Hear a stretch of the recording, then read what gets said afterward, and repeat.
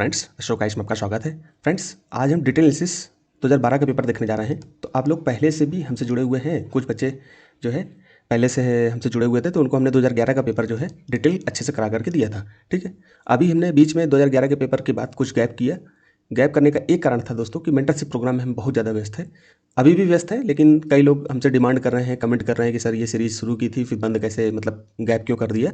तो दोस्तों देखिए, वहाँ पर हम मेंटरशिप प्रोग्राम में हम ऐसे जुड़े हुए हैं क्योंकि वहाँ पर हमें कुछ अर्निंग भी हो जाती है, पैसा भी मिलता है, सैलरी बेस पे हैं, तो इसलिए। और वहाँ पर भी हिंदी माध्यम के बच्चे हैं, तो कुछ वहाँ की जो संस्थान है उसकी रिस्पॉन्सिबिलिटी हमारे ऊपर भी रहती है। अगर हम वहाँ काम नहीं करेंगे तो वो हमें वहाँ से निकाल देंगे। ठीक है, तो खैर और कारण थे। बाकी ये सीरीज़ हम लोग बंद नहीं करेंगे, इसको हमें किसी न किसी रूप में कराना ही कराना है दोस्तों।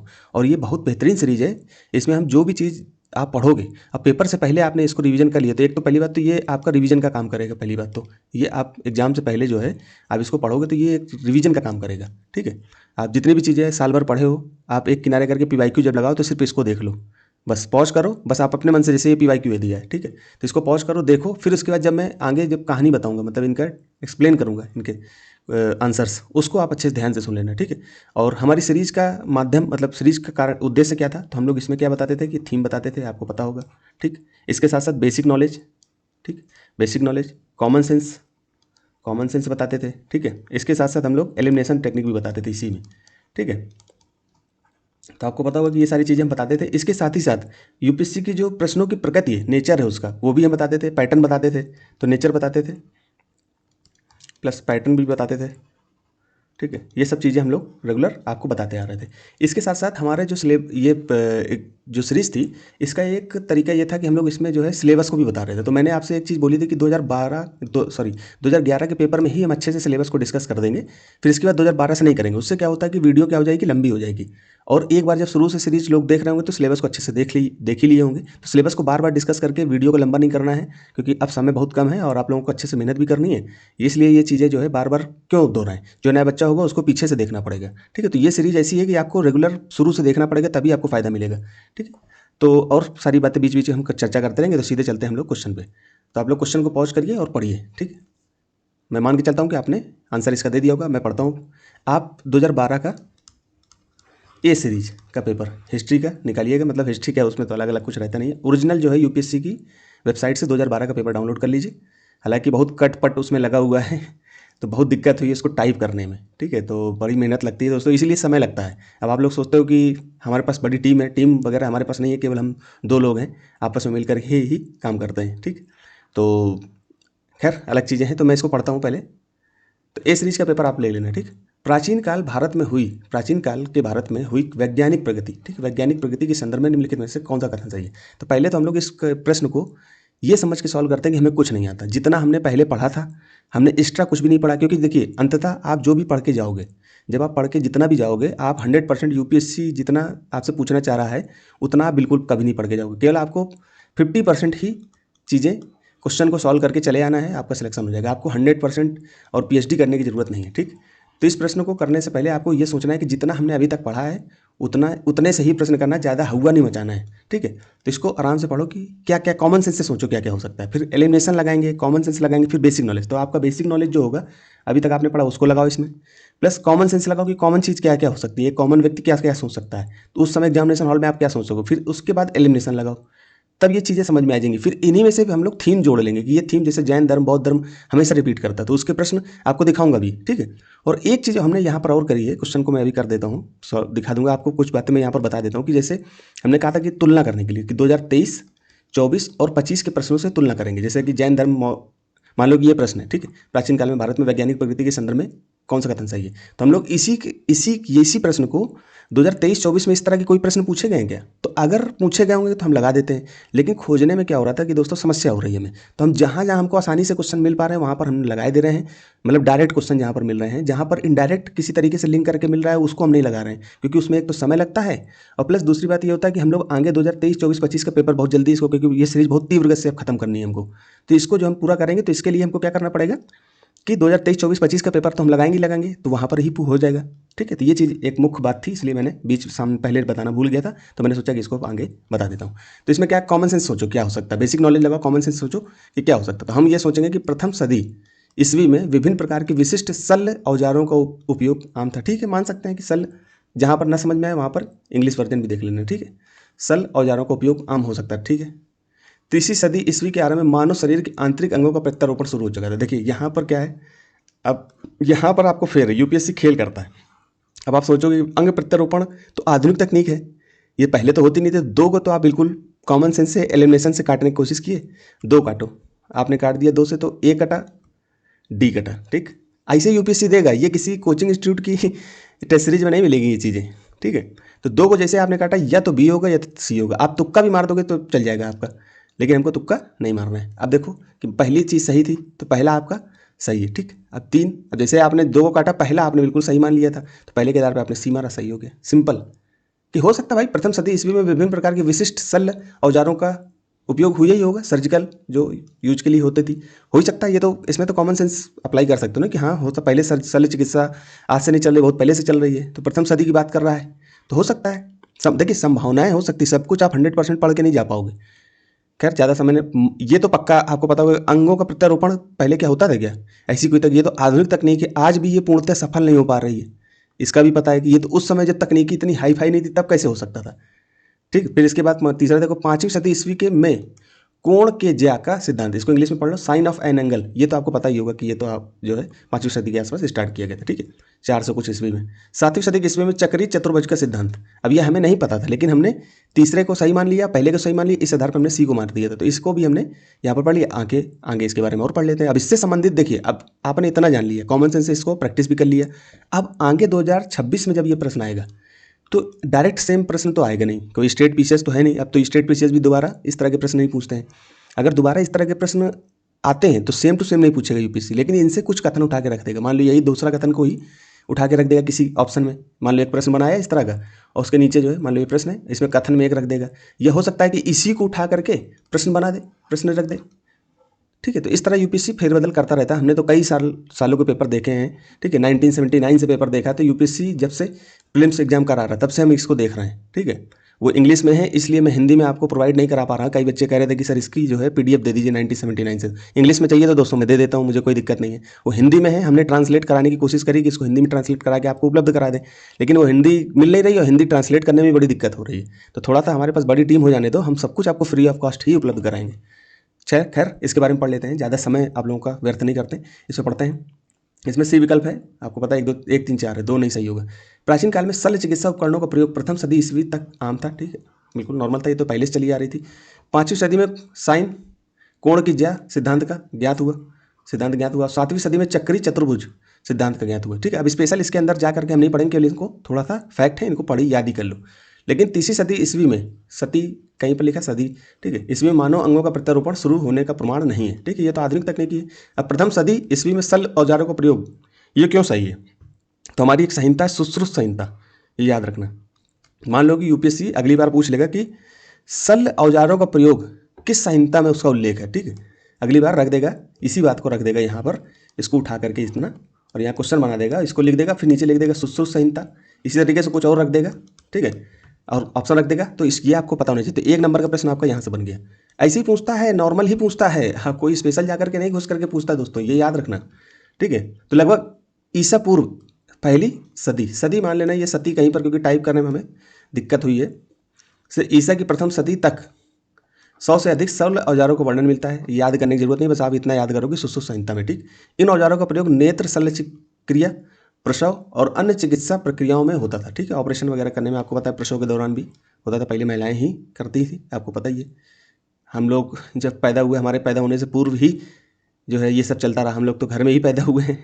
ठीक है, तो आप लोगों में बहुत सारे लोग होंगे जो 2000 से पहले के हैं, तो वो घर में ही होते थे। ठीक है, अब तो नई हॉस्पिटल वाली तकनीकें आ गई, डॉक्टर वगैरह कहानी बनाते रहते हैं। खैर, तीसरी सदी ईस्वी में अंग प्रत्यारोपण, तो इसमें तो कॉमन सेंस भी लग सकता है कि प्राचीन भारत में शल्य क्रिया और अंगों की मरम्मत का उल्लेख है। ठीक है, लेकिन अंग प्रत्यारोपण ऑर्गन ट्रांसप्लांटेशन का कोई ऐतिहासिक प्रमाण नहीं मिलता, ये तो पता ही है। यह धारणा आधुनिक चिकित्सा के विज्ञान की देन है, ये तो पता ही है, तो इस आधार पर 2 गलत हो जाएगा। ठीक है, फिर 5वीं सदी ईस्वी में कोण की ज्या का सिद्धांत था, साइन मतलब कि ट्रिग्नोमेट्री में ज्या की अवधारणा दी गई थी, ये आर्यभट्ट ने दी थी 476 ईस्वी में, ठीक है।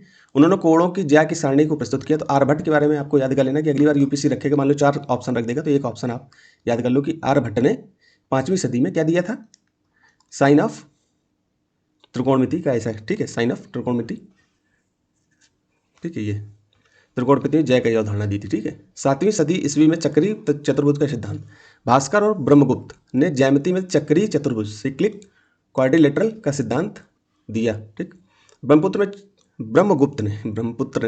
नदी, ठीक है, ब्रह्मगुप्त ने चक्रीय चतुर्भुज का क्षेत्रफल निकालने का सूत्र भी दिया, ठीक है। तो ये याद रखना है, इनके ऑप्शन यहीं से दोस्तों, अगर क्योंकि हमने बहुत सोच करके जहाँ से प्रश्न बन सकते हैं उन्हीं टॉपिक्स को उठा करके ऑप्शन में, क्योंकि एक ऑप्शन को अच्छे से एक्सप्लेन करते हैं। अब इतना पढ़ने के लिए हमको कम से कम 5 मिनट, शायद 5 मिनट या 6 मिनट की क्लास हो चुकी है, ठीक है, 10 मिनट की हो चुकी क्लास। 10 मिनट में शुरू के कुछ बातें हटा दो तो 5 मिनट की क्लास होगी। एक क्वेश्चन को हमने 5 मिनट दिया, तो अब 5 मिनट मैंने तो एक आधा घंटे बोला एक प्रश्न को। देखिए, बोलता हूँ ना कि एक प्रश्न को, आप इस प्रश्न को कम से कम 20 बार देखो और ये सोचो कि यूपीएससी ऐसा क्या है, कुछ ना कुछ लूप होल्स यूपीएससी छोड़ता है, क्योंकि आपको उसको पता है कि सब चीज़ आप नहीं जानते होगे, तो कुछ लूप होल्स आपको देगा कि आप उसको आराम से देख करके एलिमिनेट कर लो, कॉमन सेंस लगा लो, बेसिक नॉलेज लगा लो और उसके आंसर तक पहुंच जाओ। तो जो बार बार प्रैक्टिस करता है, एक क्वेश्चन को देर तक देखता है, समझता है, देर तक देखने का मतलब केवल देखना ही नहीं है, मतलब देखता है, समझता है कि यूपीएससी क्यों रख रहा है, क्या कारण था, तो एग्जामिनर की सोच तक पहुंचने लगता है। जब एग्जामिनर की सोच तक पहुंचेगा तो ऑटोमेटिक उसके सवाल होने लगेंगे, ठीक है। तो आगे चलते हैं, सिर्फ कॉमन सेंस इसमें लगाएंगे और आराम से इसको करेंगे। तो इसको पढ़ते हैं। प्राचीन भारतीय इतिहास के संदर्भ में निम्नलिखित में से कौन सा बौद्ध धर्म और जैन धर्म दोनों में समान रूप से विद्यमान था, ठीक। तप और भोग की अति परिहार, ये याद रखना, अति मतलब बहुत ज़्यादा, तप और भोग को छोड़ना, मतलब तप और भोग की अति का परिहार करना। वेद प्रमाण के प्रति अनास्था, ठीक है, वेद जो है उनके प्रति अनास्था, ठीक। कर्मकांडों की फलवत्ता का निषेध, ठीक है, ये चीज़ें आपको ध्यान रखनी। अब इसमें आपको इस तरह का प्रश्न, अब आप इसको पॉज करके करने की कोशिश करिए, तब तक मैं आपको ये दिखा देता हूँ कि इससे संबंधित 2024 में प्रश्न पूछा, 2023 में पूछा, इसको पॉज करके देख लेना कि ये थीम रिपीट है। अब हमने यहाँ पर थीम आपको बताने की कोशिश करी, ठीक है। इस तरह की और भी आगे जोड़ी जाएंगी, जो भी प्रश्न में पूछा जाएगा उसमें 23, 24, 25, 24 और 23 में जो प्रश्न पूछे गए उनको जरूर हम जोड़ देंगे कि कहाँ से प्रश्नों में ये प्रश्न हल में आए कि नहीं आए। तो उससे आपकी प्रासंगिकता बनी होगी कि इन सब्जेक्ट को हमको ध्यान देना, इस थीम को पढ़ना है। तो बौद्ध जैन को आप जाकर के अच्छे से कवर करो, ठीक है, प्राचीन भारत में।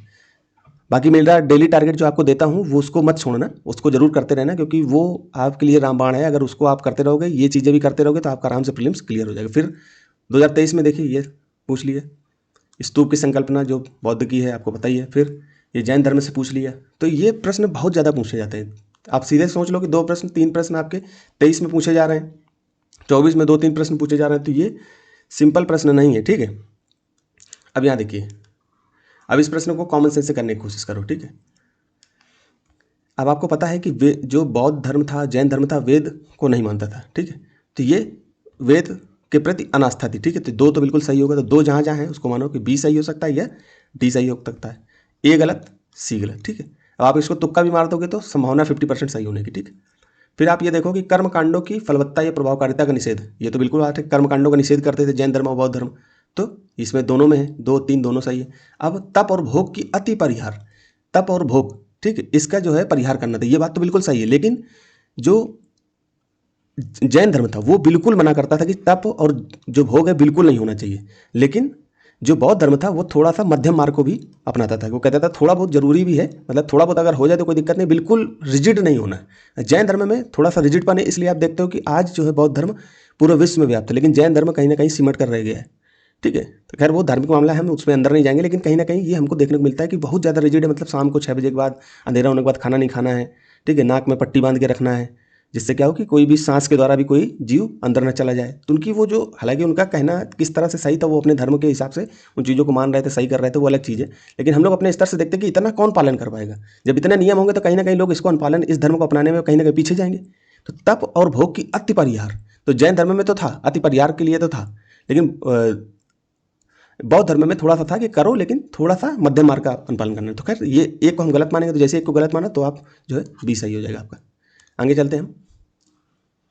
इस प्रश्न का सही उत्तर बी 2-3 है। अब हम पढ़ते हैं कि वेद प्रमाण के प्रति अनास्था, बौद्ध और जैन धर्म दोनों ही नास्तिक दर्शन माने जाते हैं। तो आपको कभी पूछ लेगा कि बौद्ध और जैन धर्म आस्तिक हैं, तो आप ये याद रखना कि नास्तिक हैं, ठीक है। फिर उसके बाद उसमें बौद्ध जैन में कुछ ना कुछ मूर्ति पूजा वाला कुछ संकल्प आगे आया, वो हम आगे पढ़ेंगे। महायान, बौद्ध, हीनयान, इस तरह की चीज़ें निकल के आई, वो हम आगे पढ़ेंगे। बाकी आप बौद्ध और जैन को अच्छे से पढ़ लेना, क्योंकि वेदों की सर्वोच्चता प्रामाणिकता को नहीं स्वीकार करते, ठीक है। वेदों की सर्वोच्चता जो है प्रामाणिकता को नहीं स्वीकारते हैं, इसलिए कर्मकांडों की फलवत्ता प्रभावकारिता के निश्चय दोनों धर्मों ने यज्ञों और अनुष्ठानों की व्यर्थता पर बल दिया और जिसके स्थान पर नैतिक आचरण को महत्व दिया, ठीक है। नैतिक, जिसमें आपको पता होगा कि बौद्ध धर्म में सील और पारमिताएं का पालन करना होता है, ठीक है। ध्यान वगैरह करते हैं ना, आपको पता है विपश्यना ध्यान जो होता है वो कहीं ना कहीं बौद्ध धर्म से ही संबंधित है, ठीक है।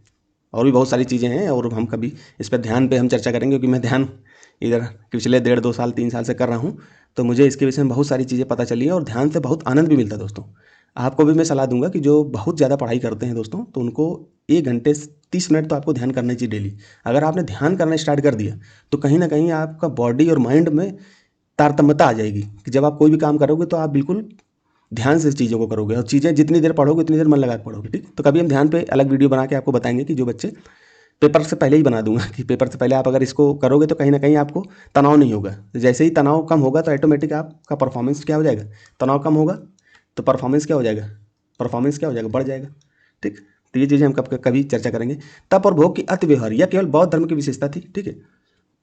मतलब तक जिसे मध्यम मार्ग कहा जाता है। इसके विपरीत जैन धर्मों को कठोर तपस्या और शरीर त्याग पर अत्यधिक बल दिया जाता था, ठीक है। तो ये चीज़ पहला वाला गलत हो जाए, क्योंकि जैन धर्म कठोर तपस्या और भोग को मानता था, मतलब कि परिहार हटा दो तो तप और भोग किसकी विशेषता थी, जैन धर्म की।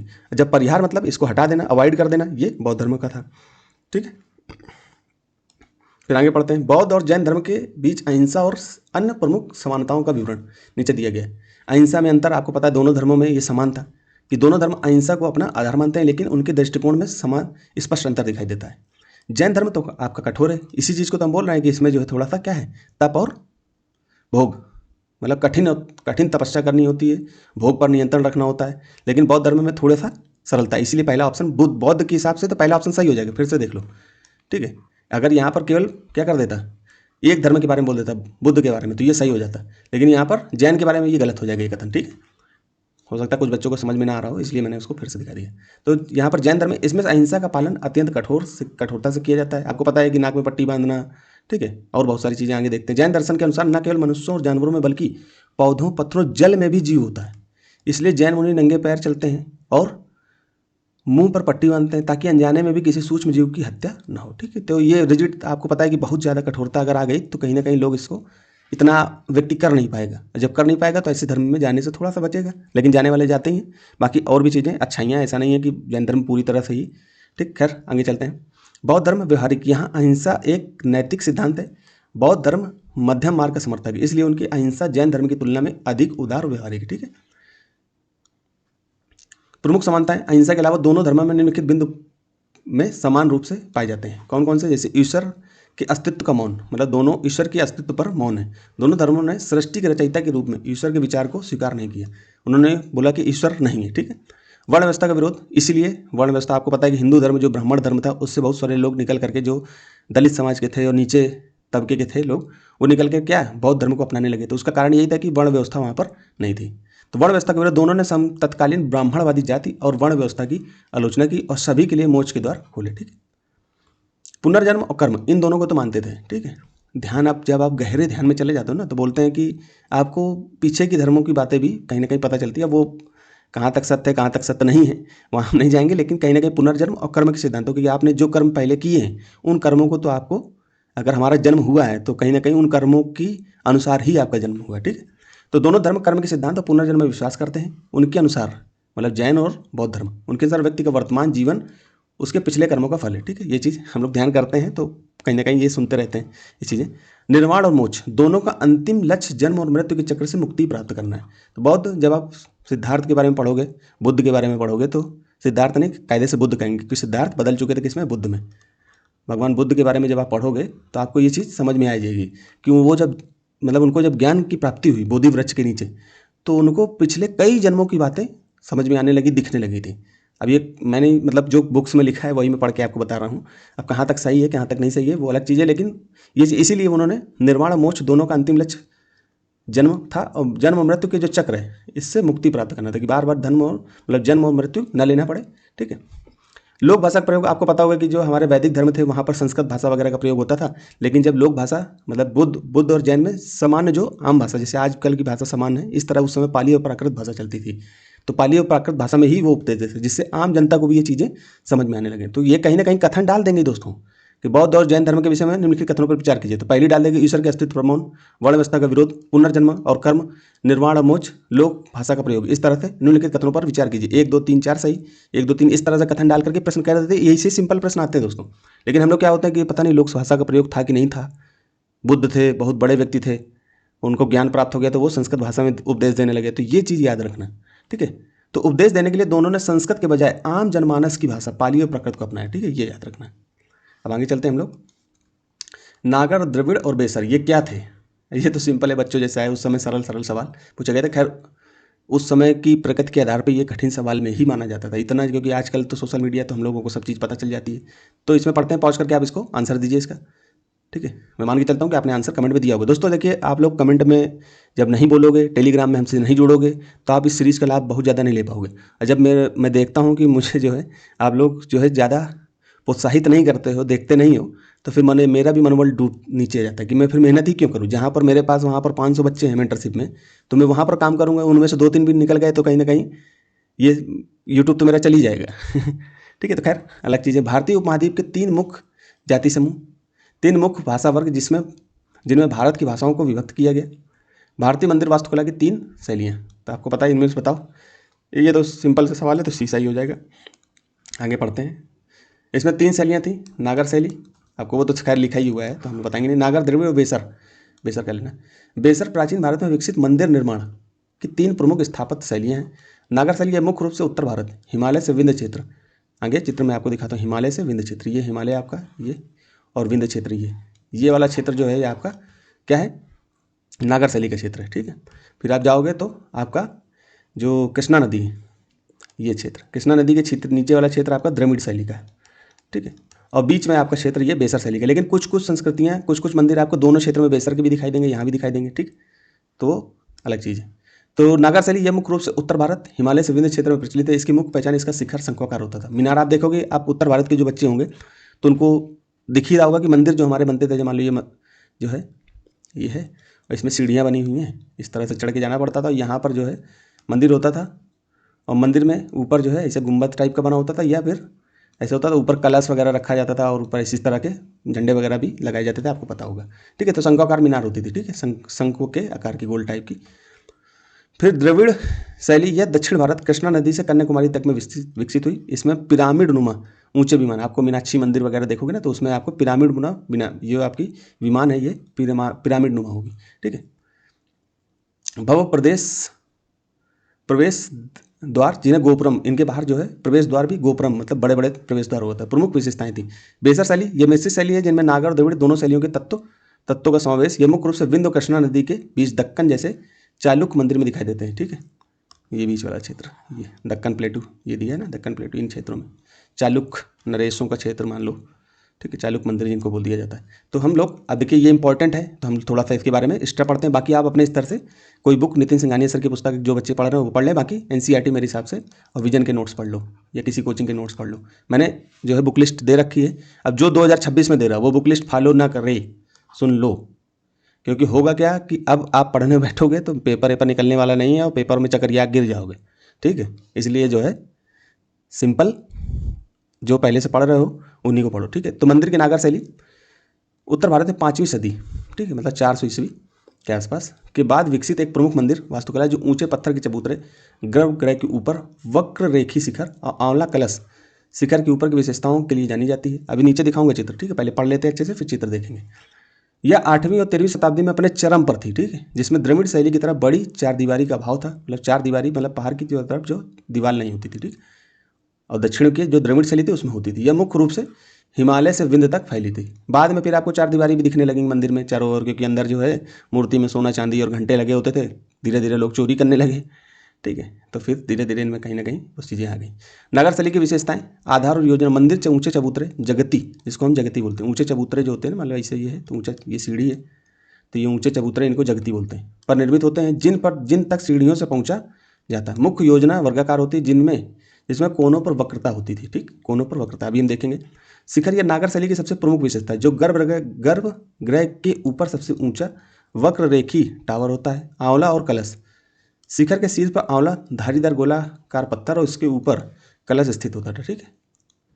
फिर गर्भगृह में सबसे भीतरी कक्ष जहाँ मुख्य देवता की मूर्ति स्थापित की जाती है वह हमेशा सबसे ऊंचे शिखर के नीचे होता था। ठीक है। मंडप, गर्भगृह के सामने एक या एक से अधिक सभा कक्ष मंडप होते हैं।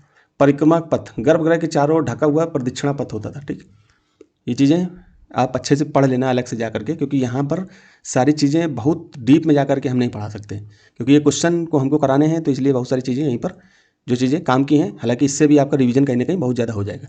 फिर चार दीवारी का अभाव, द्रविड़ शैली के विपरीत इसमें आमतौर पर विशाल चार दीवारी या गोपुरम नहीं होते थे। ठीक है। यहाँ परिक्रमा पथ आपको पता है कि गर्भगृह के चारों ओर ढका हुआ प्रदक्षिणा पथ होता था। जैसे मंदिर है इसके चारों ओर प्रदक्षिणा पथ होता है। मंडप, अब गर्भगृह के सामने एक या एक से अधिक कक्ष होते थे। अभी मैं चित्र में आपको दिखाई देता हूँ। ये लो, ये आपका गर्भगृह है। ये मान लो ये गुंबद संरचना होगी, इसके नीचे गर्भगृह हो जाएगा। ठीक है। ये गर्भगृह यहाँ पर दिया हुआ है। इसके सामने जो है आपका प्रदक्षिणा पथ हो गया ये। ठीक है। इसी में गोला लोग करते थे। और ये सामने यहाँ पर मंदिर हो गया, मतलब अंदर गर्भगृह हो गया। ये सामने मंडप, एक मंडप, दो मंडप, तीन मंडप। ठीक, आगे और देखेंगे, पहले हम लोग पीछे पढ़ के आते हैं। नागर शैली के उप विभाग में क्षेत्रीय विशेषताएं, मतलब कि उसके भी अन्य विभाग हैं, जैसे कि रेखा प्रसाद या लैटिना। सबसे सामान्य प्रकार जिसमें वर्गाकार आधार और घुमावदार दीवारें होती थी, इसको देख लेना, सर्च कर लेना। ठीक है।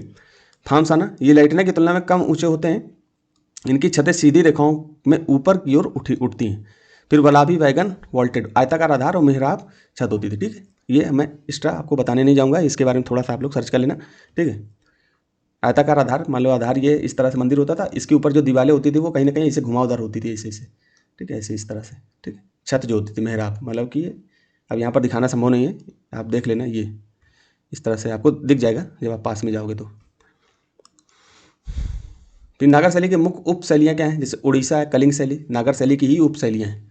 इसमें शिखर को देउल कहा जाता है। शिखर जो होता है हमारा, ये शिखर है। इसको हम लोग किसमें? उड़ीसा शैली में, जिसको कलिंग शैली भी बोलते हैं, उसको देउल कहते हैं, जो सीधा और ऊपर से गोलाकार होता है। उदाहरण कोणार्क का सूर्य मंदिर, भुवनेश्वर का लिंगराज मंदिर, इसको आप देख सकते हो।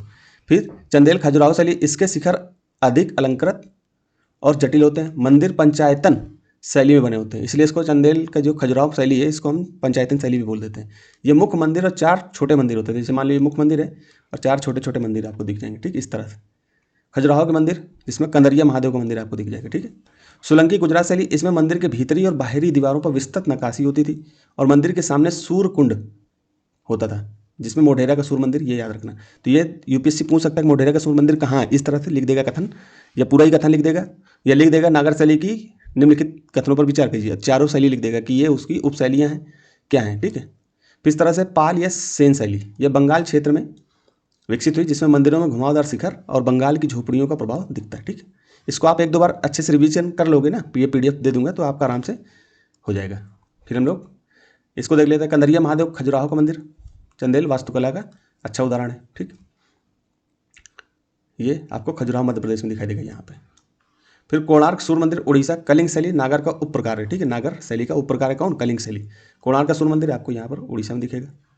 फिर लिंगराज मंदिर भुवनेश्वर, ये भी मैंने यहाँ पर दिखा दिया है। फिर दिलवाड़ा जैन मंदिर माउंट आबू राजस्थान, ये है आपको। ठीक है। तो ये पूछ लेगा दिलवाड़ा जैन मंदिर कहाँ है, इस तरह की क्वेश्चन यूपीएससी कहीं ना कहीं एक कथन में रख देता है कि दिलवाड़ा जैन मंदिर राजस्थान में। तो कथन आपको जब कंठस्थ पता होगा तो उस कथन को आप मान लोगे, और जब मान लोगे तो अन्य क्वेश्चन को एलिमिनेट, उसके कूट को एलिमिनेट करने में आपको कहीं ना कहीं मदद मिलेगी। ठीक है। फिर हम द्रविड़ शैली के बारे में पढ़ते हैं विस्तार से। देखिए दोस्तों, पढ़ रहे हैं तो थोड़ा समय लगेगा, आप परेशान मत होना, थोड़ा समय दोगे तो ही आप जो है पीवाईक्यू को अच्छे से कर पाओगे और इससे आपका कोर्स कहीं ना कहीं पूरा रिवीजन हो जाएगा। बाकी आप अपने स्तर से पढ़ाई करते रहना, ये नहीं कि केवल आप इसी को देखो और पढ़ो ना, तो फिर नहीं पेपर निकलने वाला। लास्ट में आप इसको देख लोगे तो आराम से आपका प्रीलिम्स क्वालिफाई हो जाएगा, क्योंकि इससे बाहर कुछ आने वाला नहीं। द्रविड़ शैली दक्षिण भारत, कृष्णा से कन्याकुमारी, मैंने वो दिखाई दिया था आपको। 18वीं से 14वीं शताब्दी के बीच विकसित हुई। 18वीं नहीं 8वीं, ठीक, 18वीं बोल दिया है। देखिए दोस्तों, मेरी टंग जो है स्लिप कर जाती है अगर, तो आप सामने जो लिखा होता है उसको मानना। ठीक, कभी कभी हो जाता है, मैं बोलते समय पढ़ाते पढ़ाते दिमाग बोलने पे नहीं रहता, सामने समझाने की कोशिश में रहता है, तो कभी कभी हो जाता है। तो खैर 8वीं से 14वीं शताब्दी के बीच विकसित हुई कौन सी? द्रविड़ शैली। और नागर शैली कब विकसित हुई थी? कमेंट में बताओ, अभी पीछे पढ़ के आए। तो यहाँ पर यह एक प्रमुख मंदिर वास्तुकला शैली है जो चोलों, पल्लवों, पांडवों और विजयनगर शासकों द्वारा संरचित की गई थी। तो ये आपको सिर्फ क्वेश्चन में लिख देगा क्या, द्रविड़ शैली पर विचार कीजिए। ठीक है, सिंपल क्वेश्चन रखता है दोस्तों, बहुत ज़्यादा डीप में जाकर के नहीं पूछता है। हम लोगों को होता क्या है कि हम लोग इतिहास अच्छे से पढ़ते नहीं, फिर आ जाता क्वेश्चन तो फिर कर नहीं पाते हैं। और ज़्यादातर आप देखना हिस्ट्री के क्वेश्चन PYQ से ही बनेंगे, और आप एक्स्ट्रा पढ़ के जाओगे तो आधुनिक भारत के ही क्वेश्चन आपको किताब से मिल सकते हैं, बाकी चीज़ें आप किताब में खोजोगे मिलने वाली नहीं है। ठीक है, तो द्रविड़ शैली के विषय में विचार करने को बोलेगा, फिर ये कहेगा चोल काल, ठीक है, पल्लव, चालुक्य रख देगा बीच में। तो ये याद रखना कि चालुक्य में नहीं है ये। ठीक है, इसकी मुख्य पहचान ऐसे चारों को रख देगा, पल्लव को रख देगा, पांडव को रख देगा, विजयनगर शासकों को रख देगा, चोल को रख देगा। ठीक है, और बीच में लिख देगा चालुक्य भी, और नीचे लिख देगा 1 2 3 चाहिए, 1 2 3 4 सही, इस तरह से ऐसे ही रखता है, इसलिए इनको कंठस्थ कर लो। चोल, पल्लव, पांडव और विजयनगर साम्राज्य में द्रविड़ शैली को संरक्षित किया गया। ठीक है, ये राजा वगैरह होते थे, ये लोग शैलियों को बहुत महत्व देते थे, मनोरंजन का साधन भी हुआ करता था, मंदिरों को अच्छे से निर्माण भी करना होता था, राज्य का एक अलग धर्म भी होता था, इसलिए मंदिरों का निर्माण और अच्छी तरीके से किया जाता था, है ना। आपने पता होगा कि जो है जब मुगल काल आया तो उन्होंने मंदिरों को क्यों तोड़ा, क्योंकि मूर्त पूजा के वो विरोधी थे एक तरीके से। मतलब सभी शासकों ने नहीं तोड़ा, लेकिन कुछ शासक जैसे कि औरंगजेब के बारे में बोलते हैं, तो कहीं ना कहीं वो क्या थे कि वो लोग मूर्ति पूजा को नहीं मानते थे। जब वो मूर्ति पूजा को नहीं मानते थे तो वो फिर मूर्ति को तोड़ने लगते थे, तो इस प्रकार मंदिरों को तोड़ते थे, फिर वहाँ पर अन्य ऐतिहासिक स्थलों का निर्माण हुआ। खैर वो अलग मामला है, हम उस पर अंदर नहीं जाकर के बात करेंगे, हमको सिंपल अंधभक्त नहीं बनना है। ठीक है, पढ़ाई तार्किक रूप से करनी है, जो सत्य है उसके बाद में बात करनी है, जो बात सत्य नहीं है तो उसको अंधे होकर के नहीं देखना। हमको सिविल सर्विस बनना, सिविल सेवक बनना है तो हमें सभी पार्टियों के साथ काम करना है। ठीक है, वो अलग बातें हैं। खैर, तो इसकी मुख्य पहचान क्या है, पिरामिड नुमा शिखर होता है, जो उसका विमान होता है वो क्या होता है, पिरामिड नुमा होता है। तो हम आगे देख लेंगे इसको, अभी मैं आपको दिखाऊंगा। यहाँ पर पिरामिड नुमा होता है इसका जो शिखर, ये देखो, ये बड़ा, फिर उससे छोटा, फिर उससे छोटा, फिर उससे छोटा, फिर उससे छोटा, फिर उससे छोटा, इस तरह से। ठीक है, अब इसको बार बार आगे पीछे करना सही नहीं, पहले एक बार पढ़ लेते हैं, फिर आप अच्छे से देख लेना। आप अच्छे से और भी देख सकते हो, क्योंकि बहुत सारी क्लासेज एनिमेशन बेस पे पढ़ी हुई है, आप जाकर के उनको भी यूट्यूब से देख सकते हो। ठीक है, मैं ये नहीं कहूँगा कि मैं ही सब कुछ पढ़ा दूंगा। तो इसकी मुख्य पहचान क्या होती है, ये पिरामिड नुमा इसके शिखर होते हैं। वहाँ पर क्या होते थे, पिरामिड नुमा नहीं होते थे, ये देख लो, नागर शैली की चित्र ये, तो यहाँ पर पिरामिड नुमा नहीं हुआ करते थे। विशाल प्रवेश द्वार गोपुरम होता था, जो प्रवेश द्वार होते थे वो कैसे होते थे, बड़े बड़े होते थे, विशाल होते थे। किसमें, द्रविड़ शैली में। 4 दीवारियां होती थी, गर्भगृह के सामने जलकुंड होता था, जो कांचीपुरम कैलाशनाथ मंदिर। तो ये रख देगा क्वेश्चन कि कांचीपुरम मंदिर किस नाम, मतलब कि किस भगवान पे है, कैलाशनाथ मंदिर पर है कि किस पर है, इस तरह से कांचीपुरम में लिख देगा। कांचीपुरम में कौन सा मंदिर है, फिर लिख देगा वो बृहदेश्वर मंदिर, कैलाश मंदिर, सिंपल रखेगा। फिर तंजावुर में बृहदेश्वर मंदिर, अब इनके बारे में थोड़ा देख लेना कि इनको बनवाया किसने था। ठीक, विमान गर्भगृह के ऊपर स्थित मुख्य मीनार को सीढ़ी नुमा पिरामिड की तरह ऊपर की ओर उठती है, आपको वही चीज़ मैंने दिखाई अभी। गोपुरम मंदिर परिसर का भव्य और विशाल प्रवेश द्वार, बाद के काल में यह मुख्य मंदिर के विमान से भी ऊंचा बनाया जाने लगा। मतलब मंदिर छोटा सा है और प्रवेश द्वार इतना बड़ा हो गया, मतलब कि जो उसका गोपुरम प्रवेश द्वार हो गया। ठीक है, ये मंदिर से बड़ा होने लगा। बाद के काल में यह मंदिर में विमान से भी ऊंचा होने लगा। विमान मान लो ये इतना है तो ये इतना होने लगा, इससे बड़ा। ठीक, 4 दीवारी जलाशय, मंदिर परिसर एक ऊंची बाउंड्री वॉल से घिरा होता था और इसके भीतर एक पानी का टैंक, ये जलाशय होना अनिवार्य था। ये पहले हुआ करता था, आज भी मंदिरों के आसपास आपको तालाब देखने को मिलते हैं। ये पहले की शैलियाँ हैं, क्योंकि आकर के लोग आसपास रहते थे, रुकते थे, पिकनिक मनाते थे, तो कहीं ना कहीं पानी लोग उसका यूज करते थे। द्वारपाल, मतलब द्वारपाल का मतलब इससे भी याद कर लो कि गेट के बाहर जो गेट कीपर खड़ा होता है। तो यहाँ पर गर्भगृह के द्वार पर द्वारपालों, द्वार रक्षकों की मूर्तियाँ होती थी, ना कि नागर शैली की तरह गंगा यमुना की। ठीक है, तो नागर शैली में गंगा यमुना की तस्वीर होती थी, मूर्तियाँ होती थी, और यहाँ पर द्वारपालों की मूर्तियाँ। ठीक, शिखर द्रविड़ शैली में केवल मंदिर के सबसे ऊपरी मुकुटनुमा हिस्से स्तूप का वो शिखर कहा जाता है। ठीक है, यहाँ पर विमान होता है और ऊपर शिखर सबसे ऊपर होता है। ठीक है, ये देखो यहाँ पर ये, ठीक है, सबसे ऊपर, बाकी ये आपका विमान हो गया, यहाँ से यहाँ तक, यहाँ से यहाँ तक का ये क्षेत्र, ये लिखा भी हुआ है, यहाँ से यहाँ तक का क्षेत्र आपका विमान है। और उसमें विमान, उसमें क्या होता था, शिखर यहाँ से यहाँ तक का पूरा ऊपर का शिखर मान लेते थे उसको। अंतराल गर्भगृह मुख्य सभा कक्ष, मंडप को जोड़ने वाला एक संकीर्ण मार्ग था। ठीक है, मंडप को जोड़ने वाला एक संकीर्ण मार्ग, ये मान लो कि गर्भगृह है, ये गर्भगृह है। ठीक है, और यहाँ से यहाँ तक एक संकीर्ण मार्ग है, ये मंडप है। ठीक है, सिंपल पढ़ना है। विकास के चरण और राजवंश, किन ने इसको, इन शैलियों को विकसित किया। ठीक है, तो यह शैली पल्लव राजवंश के समय शुरू हुई और चोल साम्राज्य के अधीन अपनी पराकाष्ठा पर पहुंच गई। ठीक, तो पल्लव राजवंश से आरंभ हुई और चोल काल में सबसे ऊपर। अब चोल काल से यूपीएससी प्रश्न बनाएगा ही बनाएगा दोस्तों। ठीक है, राजराज प्रथम या चोल काल के किसी शासक की अभी जयंती मनाई गई थी जिसमें प्रधानमंत्री मोदी गए थे, वहाँ प्रशंसा करके आए। तो ये पक्का बनेगा क्वेश्चन। आप लोग पीवाईक्यू देखते हो कि नहीं देखते हो? पीवाईक्यू से आपको पता चल जाएगा कि आपको पता है रामानुजन की मूर्ति स्थापित की गई थी, तो 2022 में क्वेश्चन पूछा गया। और अभी जो है कामरूप साम्राज्य उत्तर पूर्व में चर्चा में, अभी एक ब्रिज का निर्माण किया गया, वहाँ पर उसका नाम, वहाँ के कोई वर्मा शासक थे, वर्मा राजवंश था, वहाँ पर कामरूप साम्राज्य था, उसके नाम पर रखा गया। तो वहाँ पर से भी सवाल बनने की पूरी संभावना है। इसलिए कोई भी चीज़ पढ़ो तो पीवाईक्यू बार बार घोंट जाओ बिल्कुल। फिर पल्लव काल रॉक कट मंदिर, जैसे महाबलीपुरम के रथ मंदिर और संरचनात्मक मंदिर, कांचीपुरम का कैलाश मंदिर। ठीक, तो पल्लव काल में कौन कौन से मंदिर बने? रॉक कट मंदिर जैसे महाबलीपुरम के रथ मंदिर और संरचनात्मक मंदिर कांचीपुरम का कैलाश मंदिर, इसका उदाहरण। ठीक, ये चोल काल में भव्यता और विशालता, उदाहरण तंजौर का वृद्धेश्वर मंदिर। वही मैंने तुमसे बोला था, तो चोल काल में वृद्धेश्वर मंदिर आपको देखिए जिसमें राजराज चोल द्वारा निर्मित किया गया था। तो ये याद रखना आप, इसको ऐसे प्रश्न बन जाते हैं। ठीक है, आगे देख लेते हैं। बाद के चरण में विजयनगर और नायक शासकों ने मंडपों और गोपुरम की नक्काशी को और अधिक जटिल बनाया। ठीक है, द्रविड़ शैली के प्रकार आकार के आधार पर। ठीक है, तो कूटा या चतुरसरा वर्गाकार है, साला या आयतसरा आयताकार है, गज पृष्ठ हाथी की पीठ जैसा अंडाकार होता है। ठीक है, गज पृष्ठ ये याद रखना कि मंदिर, मान लो कि द्रविड़ शैली के प्रकार पूछ ले तो लिख देगा द्रविड़ शैली के संदर्भ में लिखित कथनों पर विचार कीजिए। कूटा, साला, गज पृष्ठ, वृत्त लिख देगा निम्नलिखित कथनों पर विचार, 1 2 3 सही, 3 4 सही, इस तरह से रख देगा। तो ये सारे जो है कूटा चतुसरा ये वर्गाकार होता है। ठीक है, साला या आयतसरा आयताकार होता है, या ऐसे रख देगा द्रविड़ मंदिर काल के प्रकार के बारे में कुटा साला क्या थे, क्रमशः क्या थे, तो वर्गाकार थे, आयताकार थे, इस तरह से रख देगा। ठीक है, फिर गज पृष्ठ हाथी की पीठ जैसा उसका अंडाकार, उसका एक प्रकार था, अंडाकार जैसे बना होता था। फिर वृत्त, अष्टसरा अष्टकोणी। ठीक, प्रमुख उदाहरण कौन कौन से हैं? तो वृद्धेश्वर मंदिर के प्रमुख उदाहरणों में जैसे तंजौर में जो चोल शासक के द्वारा बनवाया गया था, तो वृद्धेश्वर मंदिर है। ठीक है, वृद्धेश्वर क्या बोला मैंने, कुछ मुझे याद नहीं। वृद्धेश्वर मंदिर का मतलब तंजौर में चोल शासकों ने बनवाया था। ठीक है, मीनाक्षी मंदिर मदुरै में नायक शासकों द्वारा निर्मित किया गया था। सूर्य मंदिर महाबलीपुरम पल्लव शासकों द्वारा।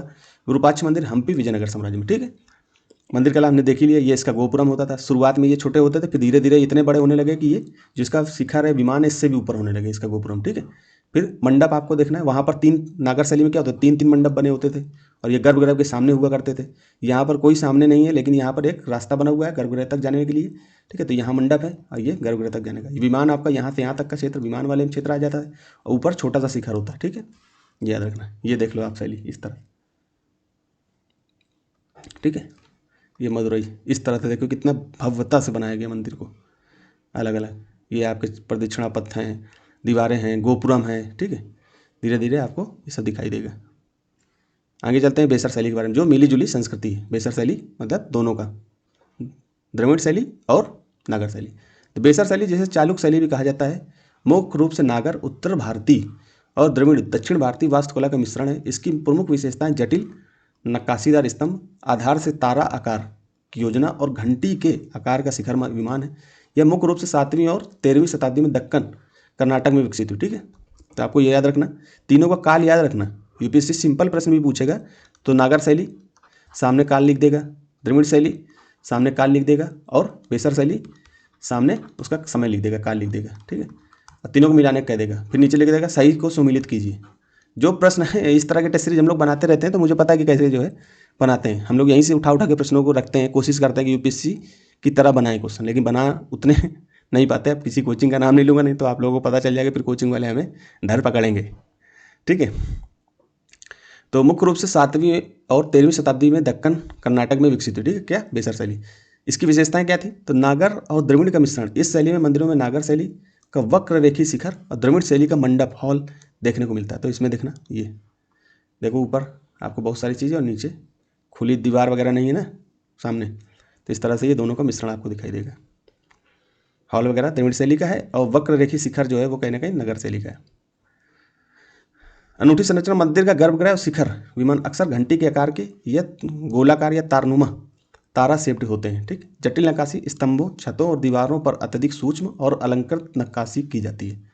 छोटा शिखर, द्रविड़ शैली की तुलना में इस शैली के शिखर आकार में थोड़े छोटे होते हैं, तो शिखर आपको थोड़े छोटे दिखाई देंगे। ठीक है, स्थान, यह शैली विंध्य पर्वतमाला से लेकर कृष्णा नदी के बीच, विंध्य पर्वतमाला से लेकर के कृष्णा नदी के बीच, आपको पता है मैंने दिखाया था विशेषकर कर्नाटक के चालुक्य और होयसल मंदिरों जैसे कि ऐहोल, पट्टादकल और हलेबीडु में देखी जाती है। ठीक है, तो ये याद रखना इनके बारे में कि जो बेसर शैली है वो किन किन शासकों के संदर्भ में है। ठीक है, तो चालुक्य, होयसल है और होयसल मंदिर जो है चालुक्य और होयसल मंदिरों में ऐहोल, पट्टादकल, हलेबीडु। ठीक, तो ऐसे याद रखना है। आप मंदिर को देख लो बहुत अच्छे से, तो आपके विषय में चित्र कहीं ना कहीं माइंड में बना रहेगा, तो क्वेश्चन करने में मदद मिलेगी। बेसर शैली के प्रमुख मंदिरों के उदाहरण आपको एलोरा का कैलाशनाथ मंदिर महाराष्ट्र में है। यह राष्ट्रकूट वास्तुकला का एक अद्भुत उदाहरण है। ठीक, जो पूरी तरह से एक ही चट्टान को काट करके तराश करके बनाया गया है। ठीक है, तो एलोरा का जो कैलाश मंदिर है ये अद्भुत उदाहरण है। ठीक है, ये राष्ट्रकूट जो वास्तुकला का एक अच्छा उदाहरण है। होयसलेश्वर मंदिर जो हलेबीडु कर्नाटक में स्थित है, ये 12वीं शताब्दी का मंदिर अपनी जटिल नक्काशी, ताराकार के लेआउट के लिए प्रसिद्ध है। इनको सबको देखना, एलोरा को सर्च करो गूगल में, देखो होयसल को सर्च करो, देखो। चिन्ना केशव मंदिर बेलूर कर्नाटक में है। 1170 ईस्वी में राजा विष्णुवर्धन द्वारा निर्मित यह मंदिर विष्णु को समर्पित है। ठीक, केशव मंदिर सोमनाथपुरा कर्नाटक, यह होयसल वास्तुकला के एक बेहतरीन उदाहरण है। ठीक, होयसला वास्तुकला कौन? केशव मंदिर, सोमनाथपुर कर्नाटक। विरूपाक्ष मंदिर बड़ा प्रसिद्ध है, पट्टडकल। ठीक है, पट्टडकल कर्नाटक, यह 8वीं शताब्दी का मंदिर है। चालुक्य शैली की बेहतरीन बनगी है जो कांचीपुरम के कैलाशनाथ मंदिर से प्रेरित है। ठीक है, महादेव मंदिर इट्टागी कर्नाटक, इसे चालुक्य शैली के मंदिरों को देव यातन चक्रवर्ती कहा जाता है। ठीक है, देव आयतन चक्रवर्ती कहा जाता है। इसको महादेव मंदिर इट्टागी कर्नाटक, इसे चालुक्य शैली के मंदिरों को देवयातन चक्रवर्ती कहा जाता है। दंबल का डोड्डा बसप्पा मंदिर कर्नाटक, यह अपने अनूठे ताराकार स्टीलेट योजना के लिए जाना जाता है। ठीक है, तो बेसर शैली के कुछ मंदिर हैं, इनको जरूर याद करना। कभी कभी यूपी से सिंपल प्रश्न पूछेंगे, आप लोग भटक जाओगे, तो हमेशा याद रखना, इसको देख लो सिंपल कि कहाँ कहाँ पर हम लोग इनको देखते हैं। तो नागर शैली आपको हिमालय के ऊपर वाले क्षेत्रों से लेकर के विंध्य के क्षेत्रों के बीच में यहाँ पर पाई जाएगी। और यहाँ पर ये आपकी कृष्णा नदी है। कृष्णा नदी और विंध्य पर्वत के बीच वाला क्षेत्र ये आपका किसमें? बेसर शैली में आ जाएगा। ठीक, कर्नाटक वगैरह का क्षेत्र यहाँ पर दिख जाएगा ना थोड़ा थोड़ा। अब देखिए ये क्या संस्कृतियाँ हैं, तो थोड़ा बहुत ऊपर नीचे हो जाए, ऐसा नहीं कि बॉर्डर यहीं से निकली तो यहीं तक होगा, फिर नीचे आपको द्रविड़ शैली दिखाई देगी यहाँ पर। ठीक है, ठीक, तो आगे चलते हैं, अब दूसरे प्रश्नों को करते हैं भैया। अब आधुनिक भारत में आ जाओ, थोड़ी खुशी मनाओ, कितना लंबा हम लोगों ने पढ़ लिया। 1939 में कांग्रेस मंत्रिमंडल ने 7 प्रांतों में त्यागपत्र दे दिया था। 7 प्रांतों में क्यों त्यागपत्र दे दिए? तो 1939 का समय है, कॉमन सेंस लगाना। ठीक है, थोड़ा सा याद करना कि क्यों दिया था। कांग्रेस अन्य 4 प्रांतों में मंत्रिमंडल नहीं बना पाई थी। ठीक है कि नहीं, सही है, ये याद रखना। मैं मान के चलता हूँ आपने पॉज करके इसका आंसर दे दिया होगा, क्योंकि मुझे याद नहीं रहता। फिर दूसरा, कांग्रेस में वाम पंथ के उदय से मंत्रिमंडल का कार्य कर सकना असंभव हो गया था। ठीक है, पता नहीं भैया, उनके प्रांतों में बहुत अधिक सांप्रदायिक अशांति थी। अब मुझे यहाँ पर थोड़ा सा कॉमन सेंस, मुझे सारी बातें याद नहीं क्यों दिया गया था क्यों नहीं दिया गया था, लेकिन मुझे एक बात याद है कि द्वितीय विश्व युद्ध में हम लोगों को ज़बरदस्ती झोंक दिया गया था। हमारे सैनिकों का यूज करने लगे थे, ज़बरदस्ती भारत को शामिल कर लिया, जबकि हम शामिल होना नहीं चाहते थे। और हम कह रहे थे कि अगर शामिल तभी होंगे जब हमको स्वतंत्रता और अलग राष्ट्र बनाने की बात की जाएगी। तो इस आधार पर दिया था, तो ये तीनों आधार गलत हो जाएंगे, तो इनमें से कोई नहीं है, डी सही हो जाएगा। ठीक है, तर्क मेरा जहाँ तक लगा वही बात सही भी हुई थी। 1939 में जब द्वितीय विश्व युद्ध प्रारंभ हुआ तो ब्रिटिश सरकार ने भारत में बिना किसी परामर्श युद्ध में शामिल कर दिया गया। कांग्रेस के मंत्रिमंडल ने इसका विरोध किया। कांग्रेस का जो मंत्रिमंडल था उसने इसका विरोध किया, मांग की कि भारत को स्वतंत्र राष्ट्र की तरह निर्णय लेने का अधिकार दिया जाए। जब ब्रिटिश सरकार ने यह मांग अस्वीकार कर दी, भाई हम स्वतंत्र राज्य की तरह मांग करेंगे। आपको पता है कि 1928-27 में हमने इस चीज़ को थोड़ा सा कि डोमिनियन स्टेटस और स्वतंत्र होने की बात करने लगे थे, तो भाई हमसे पूछा तो जाए, आप अपनी तरफ से झोंक दोगे हमें विश्व युद्ध में। ठीक है, तो ब्रिटिश सरकार ने यह मांग को अस्वीकार कर दिया। किस मांग को? कि कांग्रेस ने मांग रखी कि हमें भारत को स्वतंत्र राष्ट्र की तरह निर्णय लेने का अधिकार दिया जाए कि हम युद्ध में शामिल होंगे कि नहीं होंगे। तो कांग्रेस ने अपने 7 प्रांतों से मंत्रिमंडलों से त्यागपत्र दे दिए। ठीक, इसलिए तो यह त्यागपत्र अन्य प्रांतों में मंत्रिमंडल ना बना पाने के कारण नहीं था। ठीक है, यहाँ पर पहले वाले ऑप्शन की बात में बोल रहा है, तो ये पहला ऑप्शन, दूसरा सी। और वाम पक्ष के उदय के कारण भी नहीं है, वाम पंथ। ठीक है, पंथ याद रखना ये, क्योंकि जब हम इसको लिखते हैं ना तो कभी कभी अक्षर ऊपर नीचे हो जाता है। तो यह वाम पंथ के उदय के कारण भी नहीं था, और ना ही यह सांप्रदायिक अशांति के कारण था। ठीक है, तीनों कारण नहीं थे। हम लोग 99% गलतियां नहीं करते हैं दोस्तों। आपको जो भी कंटेंट दिया जाता है उसमें हम कोशिश करते हैं कि आपको 99% गलती ना मिले। और पढ़ाने में भी कोशिश रहती है हमारी कि कुछ भी गलत कोई तथ्य आपको ना दिया जाए। लेकिन अगर फिर भी थोड़ी बहुत एक दो गलतियां अगर आ जाती हैं तो आप हमें कमेंट में ज़रूर बोलिए। आपको अगर लगता है तो हम उस पर सुधार करेंगे, कोशिश करेंगे कि वो चीज़ आपको फिर से समझाई जाए, बताई जाए, ठीक।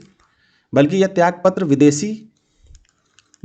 ब्रिटिश सरकार के द्वारा भारत को युद्ध में जबरन शामिल करने और स्वतंत्रता की मांग अस्वीकार करने के विरोध में किया गया था, ठीक है। तो इसलिए ये सही है। तो इसके बारे में और आप लोग पढ़ते ही रहते हो इधर का, क्योंकि बहुत सारी जो जटिल चीज़ें होती है जैसे मंदिर कला शैली, ये लोग आप लोग छोड़ देते हो इस चीज़ों को।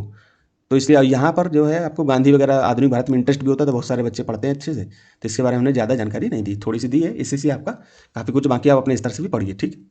फिर क्या कह रहा है, 1919 के भारत शासन अधिनियम की निम्नलिखित में से कौन सी विशेषता प्रमुख थी, ठीक। 1919 इसको क्या बोलते हैं, पॉज करके इस प्रश्न को करिए, आंसर दीजिए। मॉन्टेग्यू चेम्सफोर्ड अधिनियम, ठीक है। अब मुझको ये बताओ मॉन्टेग्यू कौन थे, चेम्सफोर्ड कौन थे, ठीक है। प्रांतों की कार्यकारिणी जो होती थी भाई, एक केंद्र हो गया, ठीक है, तो नीचे प्रांत हो गए, ठीक है। इन प्रांतों की कार्यकारिणी सरकार को द्वैध शासन की व्यवस्था, जिन्होंने पढ़ा होगा उनको याद होगा। अब इसमें देखिए कई जगह कॉमन सेंस नहीं लगेगा, लेकिन हम लोग लगाएंगे। अब इसको छोड़ दो, मान लो पहले आपको नहीं पता, ठीक। मुसलमानों के लिए पृथक सांप्रदायिक निर्वाचन मंडल की व्यवस्था थी, ये तो बिल्कुल गलत हो गया ना।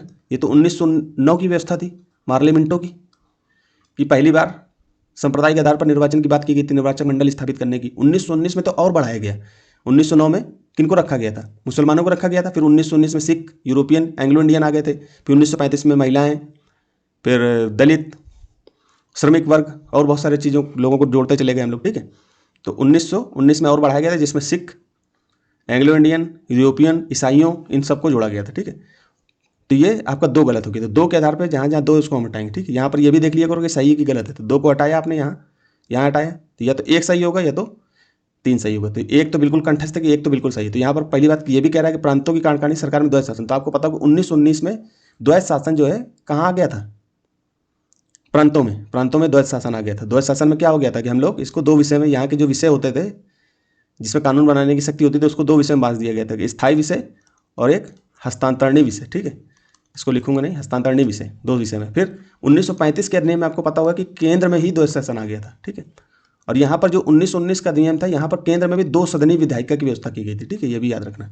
और केंद्र द्वारा प्रांतों को कानून बनाने का, भाई ये इससे याद कर लो कि तीसरा कथन भी सही क्यों हो जाएगा। पहला अगर सही है तो तीसरा भी उसका पूरा एक तरीके से। अब इसी क्वेश्चन को यूपीएससी बना के लिख देगा, दोनों दो कथन डालेगा, आजकल जो ट्रेंड में पूछा जा रहा है, दो कथन लिख देगा, इसको पहले को लिख देगा, दूसरे को लिख देगा, फिर नीचे लिखेगा कि कथन एक दो दोनों सही है, कथन दूसरा पहले की व्याख्या करता है, फिर इसी तरह से और बना देगा। तो जब आप देख रहे हो कि केंद्र है, फिर ये आपकी प्रांत है, प्रांत में सूचियां जो दी गई, विषय दी गई, उनको दो भागों में बांटा गया, तो इसका मतलब कानून बनाने के लिए ही तो बात की जा रही है। तो केंद्र द्वारा प्रांतों को विधायिनी शक्ति, मतलब कि लेजिस्लेटिव अथॉरिटी दी गई थी, ठीक है, सौंपा गया था। तो ये भी बात सही, तो एक सी सही हो जाएगा आपका, ठीक है। ऐसे ही कॉमन सेंस दोस्तों लगाया जाता है, ठीक है। ऐसे ही सवाल लगा करके ही सॉल्व करे जाते हैं। रंगे पढ़ते हैं, इनको पढ़ा जा भैया। 1919 को मॉन्टेग्यू चेम्सफोर्ड की मुख्य विशेषता, प्रांतों में कार्यपालिका में द्वैध शासन की शुरुआत हुई, आपको पता है। केंद्र से प्रांतों को कुछ विधायी शक्तियों का हस्तांतरण किया गया था, ठीक है। ये हल्का पीला पहले से था या अभी अभी मुझको दिख रहा है? अभी हम लोग सफ़ेद देख रहे थे ना, यहाँ पर हम लोग सफ़ेद देख रहे थे। खैर होगा, मुझे याद नहीं, देखते देखते मेरी आंखें नहीं काम कर रही क्या? फिर क्या, कम्युनल इलेक्टोरेट, अलग निर्वाचन, मतलब पृथक निर्वाचन, इसको अलग न करके पृथक कर लो, की व्यवस्था पहले ही 1909 के भारत परिषद अधिनियम मॉर्लिमेंटो रिफॉर्म्स से लागू हो चुकी थी। 1919 के अधिनियम इसे आगे बढ़ाया गया, जिसकी शुरुआत 1919 में नहीं की गई। किसकी? कम्युनल इलेक्टोरेट की, ठीक है। तो इसमें 1919 के अधिनियम ईसाइयों को दिया गया था, प्लस सिखों को दिया गया था, प्लस एंग्लो इंडियन थे, प्लस यूरोपी थे, ठीक है, इन सबको दिया गया था, ठीक, ये याद रखना। फिर भारत शासन में 19 की मुख्य विशेषता, केंद्र स्तरीय सरकार, विषय इस मामले में जो राष्ट्रीय महत्व के थे या इससे अधिक प्रांतों से संबंधित थे या एक से अधिक प्रांतों से संबंधित थे, केंद्रीय स्तरीय सरकार द्वारा शासित थे। जैसे विषय जो होते थे उन विषयों की बात कर रहा है, ऐसे मामले जो राष्ट्रीय महत्व के थे या एक से अधिक प्रांतों, मतलब कि कई प्रांतों में थे, तो वो विषय केंद्र के स्तर पर केंद्र के पास होते हैं। आज भी आपको पता है कि जो कई राज्यों, जैसे जीएसटी है, तो उसमें आप कर देखते हो, जीएसटी को क्या करते हैं, जीएसटी को कई राज्यों में आपको देखते हो कि जो कर 3 राज्यों को, मतलब 2 राज्यों में कोई वस्तु बेची जा रही है तो उसके कर का निर्धारण केंद्र करेगी, ठीक है। इस तरह से भी आप इसको कॉमन सेंस लगा सकते हो। तो ऐसे विषय जो राष्ट्रीय महत्व के हैं और एक से अधिक प्रांतों को प्रभावित करते हैं, एक से अधिक प्रांतों से संबंधित हैं, केंद्रीय स्तरीय सरकार द्वारा शासित हो, जैसे विदेशी मामले, आपको पता है कि ये राष्ट्रीय महत्व के रक्षा है, राजनीतिक संबंध है, सार्वजनिक ऋण है, नागरिक और आपराधिक कानून, संचार सेवा, ये सब क्या हो गए विषय केंद्र के सरकार के पास थी। इस अधिनियम द्वारा केंद्रीय विधायिका को अधिक शक्तिशाली और जवाबदेह बनाया गया था। ठीक है। कार्यपालिका, इस अधिनियम में गवर्नर जनरल को मुख्य कार्यकारी अधिकारी बना दिया गया, किसके 1919 के मुख्य कार्यकारी CEO। ठीक है। वायसराय की कार्यकारिणी परिषद में 8 सदस्यों, जो वायसराय की कार्यकारिणी थी उसमें 8 सदस्यों को शामिल करने का प्रावधान किया गया, जिसमें 3 भारतीय सदस्यों को शामिल करना था। ठीक है। तो 8 सदस्य थे जिसमें से 3 भारतीय सदस्य थे। मेरे हिसाब से शायद 10 थे क्या, एक बार इसको कंफर्म करना, ये तथ्य मेरे हिसाब से 10 था कि 3 था। ठीक है। गवर्नर जनरल को अनुदानों में कटौती करने का अधिकार था। वह केंद्रीय विधायिका द्वारा लौटा दिए गए बिलों को प्रमाणित कर सकता था तथा अध्यादेश जारी कर सकता था। ठीक है। तो अध्यादेश जारी करने की शक्ति 1919 में मिली। फिर बाकी राष्ट्रपति जो वर्तमान में देता है वो 1935 के अधिनियम में मेल खाती हुई दिखाई देगी। ठीक है। तो गवर्नर जनरल को अनुदानों में कटौती करने का अधिकार, याद रखना, गवर्नर जनरल को अनुदानों में कटौती करने का अधिकार था। वो केंद्रीय विधायिका द्वारा लौटा दिए गए बिलों को प्रमाणित कर सकता था। ठीक है। तथा अध्यादेश जारी कर सकता था। विधानमंडल में सुधार, द्विसदनीय विधानमंडल। ठीक है। अधिनियम में द्विसदनीय विधायिका की शुरुआत की गई, जिसमें निम्न सदन और केंद्रीय विधानसभा और उच्च सदन या राज्य परिषद शामिल थे। ठीक है। जिसको हम लोग उच्च सदन या राज्य परिषद के नाम से जानते हैं। आपको पता है केंद्र में लोकसभा और राज्यसभा होती है, लोकसभा को निम्न सदन, राज्यसभा को उच्च सदन बोलते हैं। फिर नए सुधारों के तहत अब केंद्रीय विधानमंडल के सदस्यों को सरकार के प्रश्न पूछने, पूरक प्रश्न करने, ये याद रखना, पूरक प्रश्न करने पूछ लेता है कि पूरक प्रश्न करने का अधिकार किस 1909 के अधिनियम में था क्या, तो आपको पता होना चाहिए कि 1919 के अधिनियम में था। स्थगन या पारित करने तथा बजट के हिस्से पर मतदान करने का अधिकार था। लेकिन अभी भी बजट के 75% हिस्से पर मतदान का अधिकार प्राप्त नहीं था। ठीक है, भारतीयों को। विधायिका का गवर्नर जनरल उसकी कार्यकारी परिषद पर वस्तुतः कोई नियंत्रण नहीं था। ठीक है। विधायिका का गवर्नर जनरल और उसकी कार्यकारी परिषद पर वस्तुतः कोई नियंत्रण नहीं था। निम्न सदन की संरचना, इतना अंदर जाके याद करने की जरूरत नहीं है, लेकिन फिर भी देख लेते हैं। जैसे वर्तमान में लोकसभा, उस तरह से उस समय निम्न सदन थी केंद्र के स्तर पे। 2 सदनीय विधायिका भी बताया था ना मैंने। तो निम्न सदन में 145 सदस्य थे, जो या तो मनोनीत थे या अप्रत्यक्ष रूप से प्रांतों से चुने गए थे। इसका कार्यकाल 3 वर्षों का था। अब कितने का होता है, 6 का होता है कि 5 का होता है? ठीक है, बहुत कॉमन छोटी सी चीज़ पूछ रहा हूँ। पेपर में यही छोटी छोटी गलतियाँ ओवर कॉन्फिडेंस में गलत हो जाती हैं, इसलिए अभी से रिवीजन करते रहो भैया।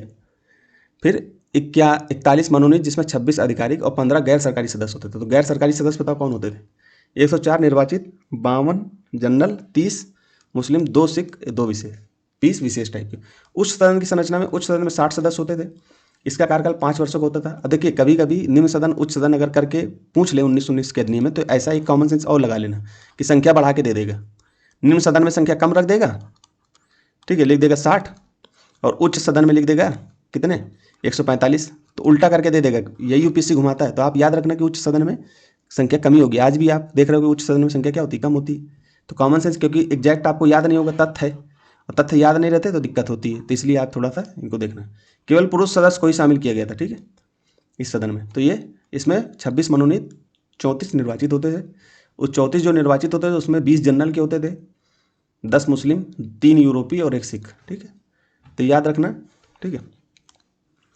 वायसराय की शक्तियाँ थोड़ा सा विस्तार से दोस्तों पढ़ रहे हैं, समय लग जाएगा, लेकिन आप लोगों के लिए बहुत फायदेमंद होगी। वायसराय को विधायिका को संबोधित करने का अधिकार था। उसे बैठकों को आहूत करने, स्थगित करने या विधानमंडल को निरस्त या खंडित करने का अधिकार प्राप्त रहा। विधायिका का कार्यकाल 3 वर्षों का होता था, जिसे वायसराय अपने अनुसार बढ़ा सकता था। केंद्रीय विधायिका की शक्तियाँ, केंद्र सरकार को प्रांतीय सरकारों पर अति बंधित नियंत्रण प्राप्त था। केंद्रीय विधायिका को संपूर्ण भारत के लिए सभी अधिकारियों और आम लोगों हेतु कानून बनाने के लिए अधिकृत किया गया था, चाहे वे भारत में हो या नहीं। ठीक है। केंद्रीय विधायिका पर प्रतिबंध, विधायिका पर कुछ प्रतिबंध लगाए गए थे। किसी विधेयक को पेश करने हेतु गवर्नर जनरल की अनुमति प्राप्त करना आवश्यक था, जैसे मौजूदा कानून में संशोधन या गवर्नर जनरल के अध्यादेश में संशोधन। विदेशी संबंध, भारतीय राज्यों या सशस्त्र बलों के साथ संबंध के मामले। भारतीय विधायिका भारत के संबंध में ब्रिटिश संसद द्वारा पारित किसी भी कानून को बदल या उलट नहीं सकते थे। ठीक है, ये याद रखना। अब हम प्रांत स्तर पे आ गए। तो अभी तक हम जो पढ़ रहे थे वो केंद्र स्तर पे पढ़ रहे थे, अब प्रांत में। तो केंद्र में आपने देखा कि 2 सदनीय विधायिका हो गई थी। ठीक है, निम्न सदन और उच्च सदन। अब हम राज्य में आ जाएंगे तो राज्य के बारे में पढ़ेंगे। प्रांत के बारे में, तो इसमें द्वैध शासन था। ठीक है, द्वैध शासन के साथ प्रांतों को कानून बनाने की शक्ति भी दे दी गई थी, विधायन की शक्ति। ठीक है, ये 2 चीज़ें मुक्त थी। यही चीज़ें सही भी हैं क्वेश्चन में, आंसर में। तो इसमें विषय क्या है, इसमें वे मामले शामिल थे जो विशिष्ट प्रांत से संबंधित होते थे, ठीक है, जैसे कि सार्वजनिक स्वास्थ्य, स्थानीय सुशासन, ये तो आज भी विषय आपको दिखते होंगे प्रांतों में। शिक्षा, शिक्षा तो खैर दोनों सूची में है, किसमें बताना भाई। सामान्य प्रशासन, चिकित्सा सुविधाएं, भूमि राजस्व, जल आपूर्ति, अकाल राहत, कानून और व्यवस्था, लैंड ऑर्डर, कृषि, ये सब विषय आपको आज भी प्रांतों की सूची में या राज्य सूची में दिखाई देंगे, कुछ एक को हटा दो तो, ठीक है। फिर द्वैध शासन की शुरुआत। इस अध्ययन में प्रांतीय स्तर पर कार्यपालिका है द्वैध शासन प्रणाली, दो व्यक्तियों या पार्टियों का शासन, पता ही है कि हस्तांतरित और स्थायी विषय होते थे। तो द्वैध शासन को 8 प्रांतों में लागू किया गया था, जिसमें असम, बंगाल, बिहार, उड़ीसा, मध्य प्रांत, संयुक्त प्रांत, बॉम्बे, मद्रास और पंजाब, ये याद कर लेना, ठीक है। क्योंकि यूपीएससी थोड़ा जटिल प्रश्न अगर बनाएगा तो ऐसे प्रश्नों को रख देगा कि द्वैध शासन में निम्नलिखित में से कौन से प्रांत शामिल थे, और एक दो को असम को उठा करके लिख देगा दक्षिण का कोई राज्य, या किसी और राज्य को उठा के उल्टा सीधा लिखेगा। तो थोड़ा सा एक बार गो थ्रू कर लो कि असम, बंगाल, बिहार, उड़ीसा, मध्य प्रांत, संयुक्त प्रांत, बॉम्बे, मद्रास और पंजाब प्रांत शामिल थे, ठीक। फिर द्वैध शासन व्यवस्था के तहत प्रांतीय सरकारों को अधिक अधिकार प्रदान किए गए थे, ठीक है। गवर्नर प्रांत का कार्यकारी प्रमुख होता था, ठीक है। फिर विषयों का विभाजन, विषयों को 2 सूचियों में विभाजित किया गया था, आरक्षित, जिसको हम लोग स्थायी भी बोल देते हैं एक तरीके से, और एक हस्तांतरित या स्थानांतरित। आरक्षित सूची में शामिल विषयों का प्रशासन गवर्नर द्वारा नौकरशाहों की कार्यकारी परिषद के माध्यम से किया जाना था। इसमें कानून और व्यवस्था, लैंड ऑर्डर, वित्त, भू राजस्व, सिंचाई आदि जैसे विषय शामिल होते थे। ये विषय, इस तरह का क्वेश्चन यूपीएससी पूछा है अभी हाल फिलहाल में, ठीक है। सभी महत्वपूर्ण विषय को प्रांतीय कार्यकारिणी के आरक्षित विषयों में शामिल किया गया। हस्तांतरित विषयों को विधान परिषद के निर्वाचित सदस्यों में से मनोनीत मंत्रियों द्वारा प्रशासित किया जाता था। इसको थोड़ा और पढ़ लेना अपने स्तर से, ठीक है। इसमें शिक्षा, स्वास्थ्य, स्थानीय सरकार, उद्योग, कृषि उत्पाद, शुल्क आदि विषय शामिल थे, ठीक है। प्रांत में संवैधानिक तंत्र के विफल होने की स्थिति में, अब आज इसको क्या बोलते हैं, अनुच्छेद 356, ठीक है, संवैधानिक तंत्र की विफल होने की स्थिति में गवर्नर हस्तांतरित विषयों का प्रशासन भी अपने हाथ में ले लेता। तो एक चीज़ और पूछ सकता है कि अतिरिक्त विशिष्ट शक्तियाँ किसके पास होती थी, तो गवर्नर जनरल के पास होती थी, ठीक है।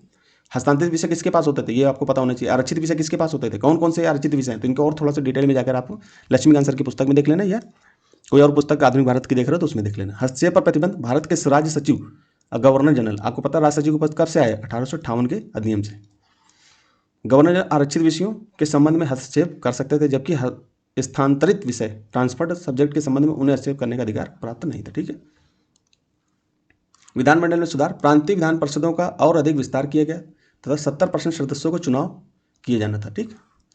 सांप्रदायिक और वर्गीय मतदाताओं की व्यवस्था को और मजबूत किया गया। महिलाओं को भी वोट देने का अधिकार दिया गया। विधान परिषदें बजट को अस्वीकार कर सकती थी, लेकिन यदि आवश्यक हो तो गवर्नर इसे पुनः बहाल कर सकता था।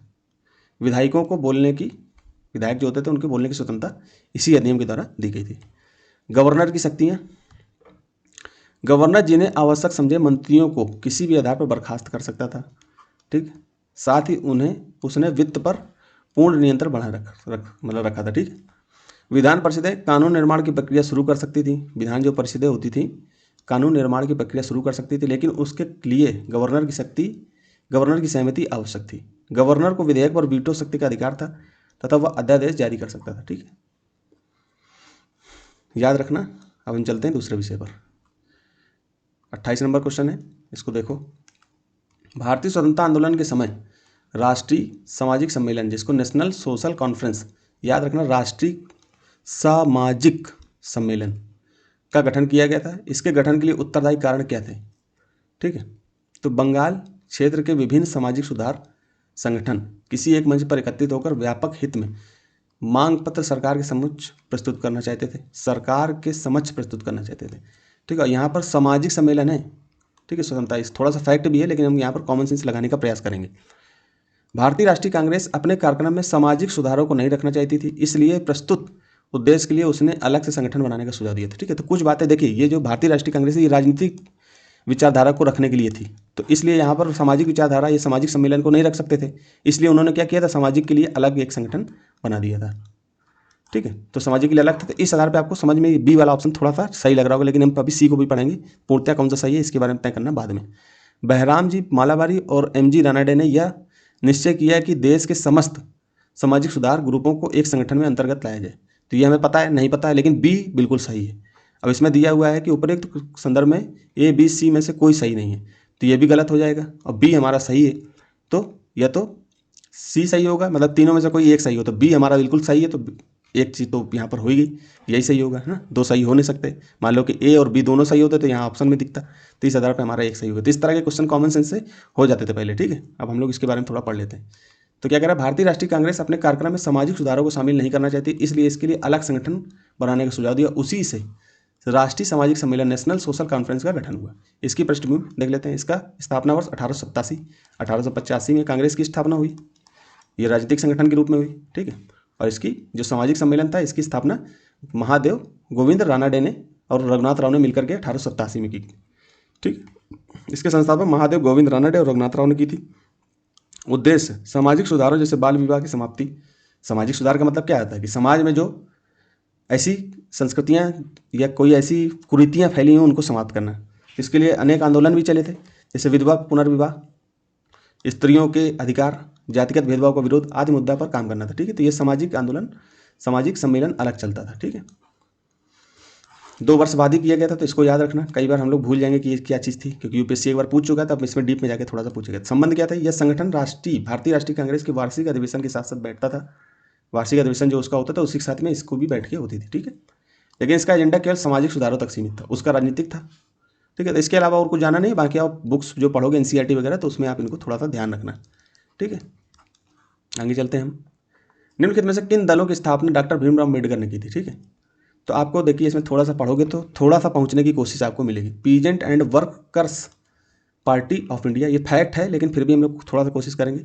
All India schedule caste federation, तो आपको पता होगा शेड्यूल कास्ट थोड़ा सा लग रहा है कि हो सकता है, तो दो जहाँ जहाँ वो तो सही हो सकता है, या तो ए सही होगा, बी सही होगा, या तो डी होगा। तो हम लोग 25% अपनी गलत होने की संभावना को कम कर दी है, ठीक है।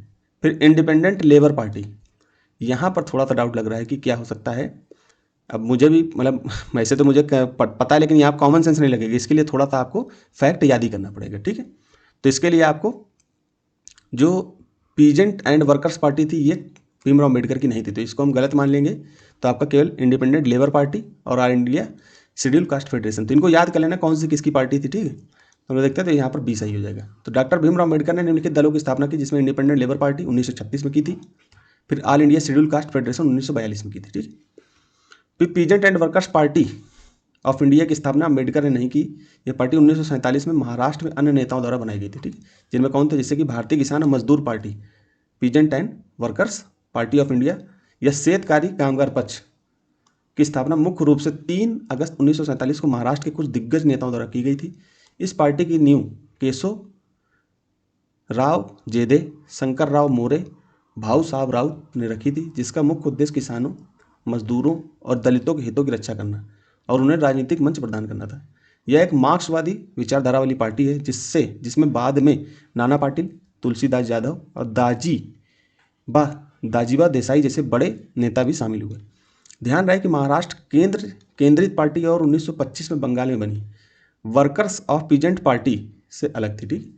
ये देख लेना, ध्यान रहे कि महाराष्ट्र की केंद्रित पार्टी और 1925 में बंगाल में बनी वर्कर्स ऑफ पीजेंट पार्टी से अलग थी। कौन सी, ये peasant of workers party of India, ये याद रखना, ठीक है। तो ये आप हो गया। फिर आगे हम लोग देखते हैं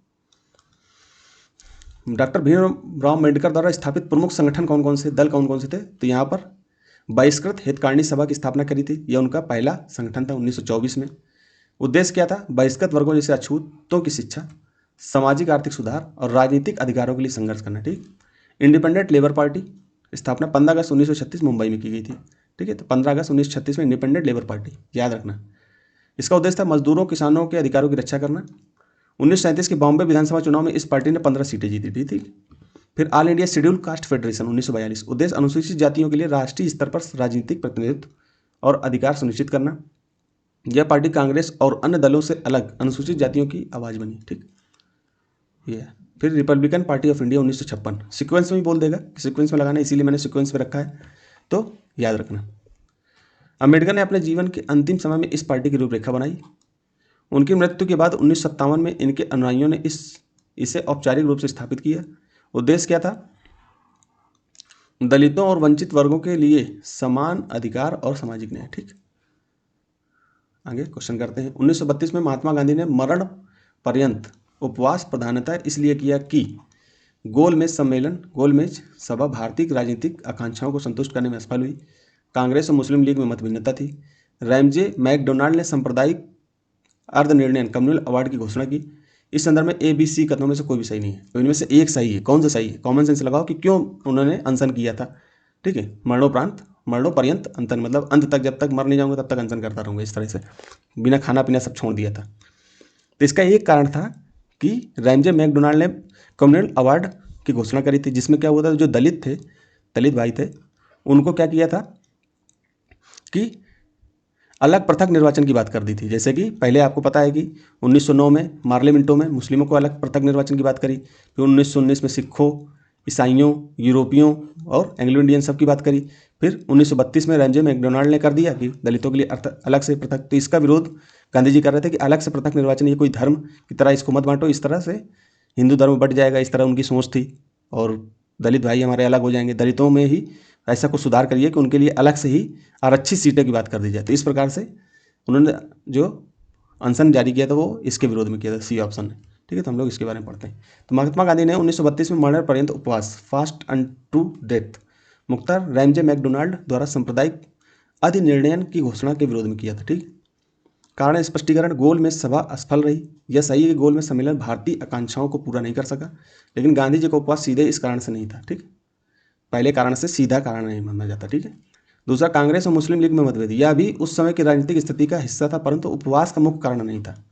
सांप्रदायिक अधिनिर्णयन, जिसे हम कम्युनल अवार्ड बोलते हैं, यह सही उत्तर है। इस निर्णय में दलितों को पृथक निर्वाचक मंडल देने का प्रावधान था। गांधी जी को यह व्यवस्था समाज को विभाजित करने वाली लगी, इसलिए उन्होंने इसका विरोध करते हुए उपवास किया था। ठीक है, ऐसा लग रहा था कि वो समाज में विरोध हो जाएगा, इस तरह से उनकी सोच थी। फिर सांप्रदायिक कम्युनल अवार्ड क्या था? तो ब्रिटिश प्रधानमंत्री रैमजे मैकडोनाल्ड ने अगस्त 1932 में यह घोषणा की थी। इसमें दलितों, डिप्रेस्ड क्लास को पृथक निर्वाचन मंडल देने का प्रावधान किया गया था। इसका मतलब था कि दलित केवल दलित उम्मीदवार को ही चुन सकते हैं, जैसे मुस्लिम को ना, जैसे मुस्लिम, सिख, ईसाई आदि के लिए पहले से अलग निर्वाचन मंडल बने हुए थे, ये लोग पहले पढ़े थे। गांधी जी का विरोध क्यों था? गांधी जी मानते थे कि यह व्यवस्था भारतीय समाज को और अधिक विभाजित कर देगी। उनके अनुसार दलितों को अलग निर्वाचन मंडल देने से वे हिंदू समाज से अलग थलग हो जाएंगे। गांधी जी चाहते थे कि दलितों को समान अधिकार और प्रतिनिधित्व मिले, लेकिन समाज से अलग करके नहीं। उनके लिए अलग प्रतिनिधित्व मिले, लेकिन समाज से अलग करके नहीं। इसलिए उन्होंने यरवदा जेल में, तो ये याद रखना कि उन्होंने मरणोपर्यंत जो अनशन किया था वो किस जेल में किया था? तो यरवदा जेल में रहते हुए मरण पर्यंत उपवास की घोषणा करी थी। ठीक, फिर परिणाम क्या था इसका? इस उपवास ने देश भर में भारी दबाव बना दिया। अंततः पूना समझौता 1932 हुआ, जिसमें यह तय हुआ कि दलितों को पृथक निर्वाचन मंडल नहीं मिलेगा, बल्कि सामान्य निर्वाचन में ही उनके आरक्षित सीटें होंगी। आज भी आप देखते हो आरक्षित सीटें होती है, तो वहाँ पर केवल दलित वर्ग या पिछड़ा वर्ग वहीं पर से ही लड़ सकता है। इसमें दलितों को राजनीतिक प्रतिनिधित्व भी मिला और समाज में अलगाव भी नहीं हुआ। ठीक, संक्षेप में, गांधी जी का उपवास दलितों को समाज से अलग करने वाली ब्रिटिश नीति के विरोध में था, ताकि भारतीय समाज एकजुट रह सके। ठीक, यही सब चीज़ें थी। आगे चलते हैं हम लोग। रैयतवाड़ी बंदोबस्त के संदर्भ में कथनों पर विचार कीजिए। सिंपल प्रश्न है, एनसीईआरटी में 8th क्लास के एनसीईआरटी से प्रश्न पूछा गया है। मैंने पहले भी एक दिन दिखाया था वो प्रश्न वहाँ पर, बाकी 2024 में भी ये प्रश्न पूछा गया है, देख लीजिए। हमने आपको बताया था कि जो प्रश्न जहाँ मिलेगा डायरेक्ट तो हम इसको लगा देंगे। ये देखिए, राजस्व संग्रहण से प्रश्न पूछा गया है रैयतवाड़ी बंदोबस्त के दिन। तो ऐसे घुमा करके यूपीएससी रख देता है प्रश्न। 2012 में 12 साल बाद रिपीट किया था। पीछे के प्रश्नों को बार बार देखो, तो 5-10 प्रश्न तो डायरेक्ट कहीं ना कहीं आप पढ़ने से ही मिल जाएंगे आपको। तो सिंपल याद रखो इसको कि रैयत का मतलब क्या होता था? किसान होता था। किसान से डायरेक्ट जो है, जो अधिकारी होते थे, सरकार होती थी, वो डायरेक्ट किसान से ही कर वसूलती थी। तो इसे ही रैयतवाड़ी व्यवस्था बोलते थे। स्थायी बंदोबस्त वो कर चुके थे, तो उसके बाद उनको वहाँ पर लॉस हो रहा था स्थायी बंदोबस्त में। अभी डिटेल में नहीं जाएंगे कि जमींदारी व्यवस्था और स्थायी व्यवस्था क्या थी, अभी थोड़ा सा हम पढ़ भी लेंगे इसके बारे में थोड़ा। तो यहाँ क्या था? किसानों द्वारा लगान सीधे सरकार को दिया जाता था। ठीक है, मान सकते हैं। सरकार रैयत को पट्टे देती थी।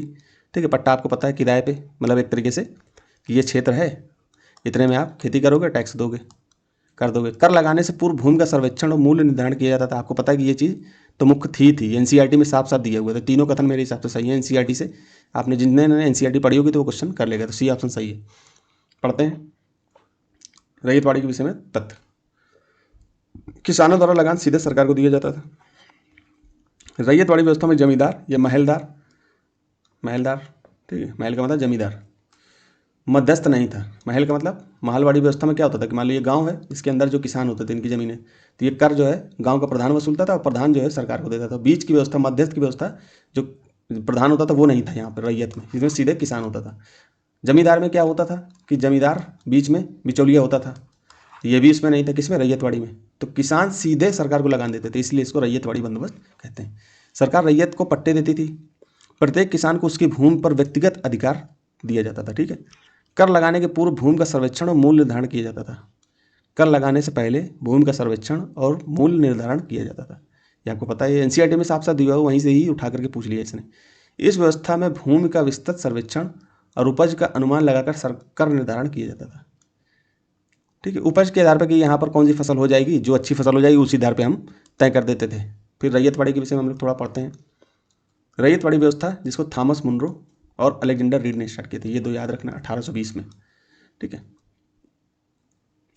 ये मद्रास, बम्बई और असम के कुछ हिस्से में शुरू की गई थी। मुख्यतः सरकार सीधे किसान रैयत से कर वसूलती थी। रैयत को जमीन का मालिक माना जाता था और वे सीधे कंपनी को कर देने के लिए जिम्मेदार थे। ठीक। भू राजस्व का निर्धारण जमीन के क्षेत्रफल के आधार पर होता था, ना कि केवल उपज के आधार पर। ठीक। तो ये ठीक थी व्यवस्था, लेकिन कहीं ना कहीं ये 1857 के पहले के जो विद्रोह थे उनका कारण तो बनी रही थी कि कर ज़्यादा लिया जा रहा था, उनसे मनमानी खेती कराई जाती थी कि नीली की खेती करो, फलाने की खेती करो, इसकी खेती करो। फिर उसके बाद महलवाड़ी व्यवस्था में क्या होगी, किसान से डायरेक्ट ना होकर के जो प्रधान होते थे उनको बिचौलिया बना दिया गया, गांव को ही। तो इसको महलवाड़ी व्यवस्था हॉल्ट मैकेंजी और लॉर्ड विलियम बेंटिक ने 1833 और हॉल्ट मैकेंजी ने 1822 में स्टार्ट किया था। तो ये उत्तर पश्चिम सीमा प्रांत आपके आगरा, मध्य प्रांत, पंजाब और गंगा घाटी में स्टार्ट किया गया था। मुख्य विशेषता में राजस्व का समझौता सीधे किसान के साथ नहीं बल्कि पूरे गांव या महल के साथ होता था। ग्राम प्रधान या लंबरदार कर इकट्ठा करते थे। ठीक है। यह 30 वर्षों के लिए तय किया गया था। ठीक है। फिर तीसरी प्रणाली जिसको हम जमींदारी प्रणाली भी बोलते हैं, इसको इस्तमरारी प्रणाली भी बोलते हैं। ठीक है। और इसको स्थायी बंदोबस्त भी बोलते हैं, स्थायी बंदोबस्त। ठीक है। एक इजारेदारी व्यवस्था वो अलग है, उसको इससे जोड़ मत लेना। इजारेदारी व्यवस्था में क्या होता था कि भूमि का नीलामी की जाती थी। ठीक है। उस नीलामी में जो व्यक्ति उसको नीलाम को खरीदता था उसको हम इजारदार बोलते थे। उसी को व्यवस्था को इजारदारी या ठेकेदारी व्यवस्था बोली जाती थी। ये अलग है, इसको मत याद कर लेना। तो हम जमींदारी व्यवस्था को इस्तमरारी व्यवस्था या स्थायी बंदोबस्त बोलते हैं। प्रवर्तक लॉर्ड कॉर्नवालिस बंगाल से शुरू हुई थी इसको। ठीक है। तो लॉर्ड कॉर्नवालिस 1793 में से स्टार्ट हुआ था। तो पहले आपकी जमींदारी व्यवस्था है, फिर आपकी रैयतवाड़ी व्यवस्था है, फिर आपकी महलवाड़ी। तो ये सीक्वेंस याद रखना, पूछ लेता है। तो जमींदारों को जमीन का मालिक मान लिया जाता था, मान लिया गया, जो किसानों से लगान वसूल कर कंपनी को देते थे। इससे स्थायी बंदोबस्त भी कहते थे। इसी में सूर्यास्त कानून, इसी को लेकर के 2024 में क्वेश्चन पूछा गया। ये यहाँ पर बंगाल स्थायी बंदोबस्त के अधीन यदि जमींदार नियत तिथि पर या उससे पहले राज्य को राजस्व भुगतान करने में विफल रहता तो उसकी जमींदारी हटा दी जाती थी। इसी को सूर्यास्त कानून बोलते थे। ठीक है। एक समय से पहले नहीं देते थे तो उसकी जमींदारी दूसरे को हस्तांतरित कर दी जाती थी। स्थायी थी क्योंकि एक बार तय कर दिया गया था कि हमको इतना कर दीजिए, उतना ही कर जमींदार सरकार को देती थी। होता क्या था कि उससे ज़्यादा भी उपज हो गई तो जमींदार आधा रुपया रख लेता था। फिर जमींदार ज़्यादा कमाने के चक्कर में उपज बढ़ाने के लिए किसानों को प्रताड़ित करने लगे, सुधार कुछ कर नहीं रहे थे। और भी बहुत सारे पक्ष हैं, हम लोग इसको बाद में कभी चर्चा करेंगे जब स्पेशल पढ़ेंगे हिस्ट्री। भूमि का लगान वसूलने की नीलामी जो व्यवस्था थी, इजारेदारी व्यवस्था उसको बोलते हैं, ठेकेदारी व्यवस्था, ये अलग थी। किससे? स्थायी बंदोबस्त से। अन्य जो रैयतवाड़ी महलवाड़ी व्यवस्था थी ये अलग थी। इजारेदारी व्यवस्था ये दूसरी चीज़ है। ठीक है। तो हम लोग इसको पढ़ लेते हैं। इजारेदारी प्रथा 18वीं शताब्दी में प्रचलित एक भू राजस्व व्यवस्था थी जिसे 1772 में वारेन हेस्टिंग ने बंगाल में शुरू किया था। इसमें भूमि का लगान वसूलने का अधिकार सबसे ऊंची बोली लगाने वाले इजारेदार या ठेकेदार को 5 वर्ष बाद में 1 वर्ष कर दिया गया के लिए नीलाम किया जाता था। इस प्रथा के कारण किसानों का अत्यधिक शोषण हुआ और कृषि व्यवस्था चरमरा गई, कृषि व्यवस्था, जिसे बाद में 1793 में कॉर्नवालिस कोड के तहत स्थायी बंदोबस्त द्वारा समाप्त कर दिया गया था। ठीक। तो याद रखना, इजारेदारी व्यवस्था को समाप्त कर दिया गया था किसके द्वारा? स्थायी बंदोबस्त ला करके। ठीक। कॉर्नवालिस के द्वारा। तो ये थोड़ी अलग है, इसलिए कंफ्यूज कई बार इजारेदारी व्यवस्था दे देगा, आप लोग स्थायी बंदोबस्त या इस्तमारारी व्यवस्था न समझ लेना। निम्नलिखित कथनों पर विचार कीजिए। दादा भाई नौरोजी की भारतीय राष्ट्रीय आंदोलन को सर्वाधिक प्रभावी देन थी। दादा भाई नौरोजी की भारतीय राष्ट्रीय आंदोलन को सर्वाधिक प्रभावी देन क्या थी? अब देखो, दादा भाई नौरोजी ने क्या बात करी थी? सिंपल सोचो, सिंपल सोचना बेसिक चीज़ है। आपने इतना तो एनसीईआरटी में या बेसिक कहीं ना कहीं तो पढ़ा ही होगा कि उन्होंने जो पैसा भारत से बाहर जा रहा था उसका विरोध कर रहे थे। तो ये बात तो सत्य है ना। तो यहाँ पर पढ़ो, उन्होंने इस बात को अभिव्यक्त किया कि ब्रिटेन भारत का आर्थिक शोषण कर रहा है। तो आर्थिक शोषण का मतलब क्या है? कि पैसा बाहर जा रहा है, पैसा कहीं ना कहीं खा रहे हैं ब्रिटिश अधिकारी, या भारत का आर्थिक शोषण हो रहा है। तो ये बात तो बिल्कुल सत्य है। फिर उन्होंने प्राचीन भारतीय ग्रंथों की व्याख्या और भारतीयों में आत्मविश्वास जगाया। अब ये बात हमें दादा भाई नौरोजी के संदर्भ में ज़्यादा सही नहीं समझ में आ रही, तो हम इसको रोक के रखेंगे। अभी हम कह नहीं सकते कि सही है कि गलत है। एक तो पक्का सही है, तो कहाँ कहाँ एक है? ए सही होगा, सी सही होगा, या तो डी सही होगा। बी गलत, तो हम तुरंत हटा देंगे। तीसरा, उन्होंने सभी सामाजिक बुराइयों के निराकरण की आवश्यकता पर सर्वोपरि जोर दिया। सर्वोपरि इस आधार पर थोड़ा सा देखेंगे, लेकिन हम लोग इसको अभी ये नहीं मानेंगे कि सर्वोपरि के आधार पर सही कर लो गलत कर लो, क्योंकि परीक्षा टाइम अब यूपीएससी ने पैटर्न थोड़ा सा चेंज किया। तो सामाजिक बुराइयों की बात ज़्यादातर आपको अन्य नेताओं में दिखाई देगी। दादा भाई नौरोजी खासकर आर्थिक पक्ष की बात ज़्यादा कर रहे थे, तो हमको ये दोनों कथन जहाँ तक सही नहीं लग रहे, 2 और 3। तो हमने 3 देखा कि 3 तो सही नहीं होगा, तो 3 जहाँ जहाँ है उसको हटाया, 1 सही हो गया। अब इसको देखते हैं अंतर क्या सही है, 1 सही है। दादा भाई नौरोजी को grand old man of India कहा जाता है। उनकी सबसे बड़ी देन ड्रेन ऑफ वेल्थ थ्योरी थी, जिसमें उन्होंने स्पष्ट किया था कि ब्रिटेन भारत का आर्थिक शोषण कर रहा है। अब भाई भारत का जो ऑफिस, मतलब भारत से बाहर भारत का ऑफिस है, तो उसका खर्चा, जो कंट्रोल बोर्ड था, आपको पता है कि उसका खर्चा वो कहाँ होता था? ब्रिटेन में स्थित था, और पैसा हमारे भारत से जा रहा था। तो यही सब चीज़ें तो देख रहे थे दादा भाई नौरोजी, तो पैसे इसीलिए जो है इसका विरोध करते थे। फिर पहला उन्होंने ब्रिटेन द्वारा भारत के आर्थिक शोषण को उजागर किया। गलत क्यों है? क्योंकि यह मुख्यतः स्वामी विवेकानंद और अन्य समाज सुधारकों से जुड़ा था, ना कि दादा भाई नौरोजी। ठीक है, तो अन्य सुधारकों ने समाज की बात करी थी, इसलिए थोड़ा सा सही होगा। तीसरा क्यों गलत? क्योंकि सामाजिक बुराइयों के निराकरण पर जोर देने वाले प्रमुख व्यक्ति राजा राम मोहन राय, ईश्वर चंद्र सेन, विद्यासागर आदि ने नौरोजी को मुख्य योगदान राजनीतिक और आर्थिक क्षेत्र में था। ठीक है, तो ये याद रखना। अब देखो, सदियों से भारत में जीवित रही एक प्रमुख परंपरा ध्रुपद के संदर्भ में निम्नलिखित में से कौन सा सही है? ध्रुपद के बारे में आपको थोड़ा सा पता होना चाहिए, कल्चर का पार्ट है। ठीक है, ध्रुपद की उत्पत्ति तथा विकास मुगल काल में राजपूत राज्यों में हुआ, हमें नहीं पता है। लेकिन ध्रुपद मुख्यतः भक्ति और अध्यात्म का संगीत है, ये तो पता है। अब देखिए इसको थोड़ा सा, जब देखिए जहाँ पर कॉमन सेंस लगता है, एलिमिनेशन लगता है, उसमें हम थोड़ा सा लगाते हैं कि ध्रुव प्लस पद। पद माने क्या होता है? गाना होता है, गाना बजाना। ध्रुव से थोड़ा सा याद करोगे कि ये थोड़ा सा भक्ति से ऐसा कुछ लग रहा है, कॉमन सेंस लगाओगे ना, जैसे धूप बत्ती, इस तरह से धू क्यों है, तो कहीं ना कहीं थोड़ा सा लगाओगे दिमाग, तो समझ में आ जाएगा कि कहीं ना कहीं भक्ति अध्यात्म से रिलेटेड तो होगा ही। यूपीएससी ऐसे प्रश्न देता है, ऐसे ही कॉमन सेंस लगाया जाता है, कहीं ना कहीं दिमाग। अब आंसर आपको बता देंगे तो आंसर में दिमाग नहीं खुलता, इसीलिए हमारी एक सीरीज चल रही है पीवाईक्यू की नज़र, पीवाईक्यू एक नज़र। उसमें हम यही चीज़ डेवलप करने का प्रयास करते हैं आपके अंदर, कि ये चीज़ आपके अंदर डेवलप हो, कि आप कॉमन सेंस को किसी न किसी रूप में सीखो। फिर यहाँ क्या कह रहा है? ध्रुपद अलाप मंत्रों। अब मंत्र की बात हो रही है, इसका मतलब ध्रुव मतलब धूप, थोड़ा सा मंदिर वगैरह से अध्यात्म से जुड़ रहा है, तो हम इसको भी मान के चलते हैं मंत्रों से लिए गए संस्कृत अक्षरों पर आधारित है। ध्रुव कुछ ऐसा लग भी रहा है कि संस्कृत से संबंधित है, तो हम लोग दूसरा और तीसरा को मानेंगे। पहले को थोड़ा सा देखते हैं कि मुगल काल है और पूजा पाठ अध्यात्म की बात हो रही है, तो मुगल काल तक थोड़ा सा डायरेक्ट कॉन्टेक्ट इसका नहीं दिखाई देगा, तो पहले को हम लोग गलत मान लेंगे। तो ए सी कट गया, और ऊपर इसमें से कोई भी सही नहीं बोला, तो ये भी कट गया, बी सही हो जाएगा। 2 3 सही। ध्रुपद की उत्पत्ति मुगल काल में नहीं, बल्कि इसकी जड़ें वैदिक मंत्रों और भक्ति परंपरा। ऐसे ही कॉमन सेंस से दोस्तों की जाती है प्रश्न, ज़्यादा उसमें दिमाग लगाओगे, फालतू चीज़ों में दौड़ाओगे दिमाग, तो प्रश्न गलत होने के चांसेस ज़्यादा रहते हैं। ठीक है, तो इसको जो है हम लोग पढ़ते हैं। वैदिक मंत्रों भक्ति परंपरा में है। यह शैली मुख्यतः भक्ति और अध्यात्म से जुड़ी है। इसके अलाप और संस्कृत अक्षरों और वैदिक मंत्रों पर आधारित होते हैं। ठीक है, अलाप जो है संस्कृत अक्षरों और वैदिक मंत्रों पर आधारित होते हैं। ध्रुपद की उत्पत्ति तथा विकास मुगल काल में राजपूत राज्यों में हुआ, यह कथन गलत है। ध्रुपद की उत्पत्ति वैदिक मंत्रों और उपनिषदों से मानी जाती है। भारत में भक्ति आंदोलन मंदिर परंपरा ने इसे विकसित किया। मुगल काल में इसे दरबारी संगीत का दर्जा मिला, लेकिन इसकी उत्पत्ति उससे कहीं पहले हुई थी। ठीक है, ध्रुपद मुख्यतः भक्ति और अध्यात्म का संगीत है, यह कथन सही है। ध्रुपद का मूल उद्देश्य ईश्वर की आराधना और आध्यात्मिक शुद्धता को प्रकट करना था। मंदिरों में भगवान की स्तुति के लिए इसका प्रयोग होता था। ठीक है, तो ध्रुपद जैसे ये देखो, इस तरह से आप आज भी देखते हो कि ढोलक मंजीरा वायलिन वगैरह रख करके बढ़िया से चलता है ना, तो ये कहीं ना कहीं आपको उसी का उदाहरण दिखा। ध्रुपद अलाप मंत्रों से लिए गए संस्कृत अक्षरों से पता है। ठीक है, तो हम जब भी कैसे प्रश्न आए तो तुरंत टुकड़े में तोड़ो।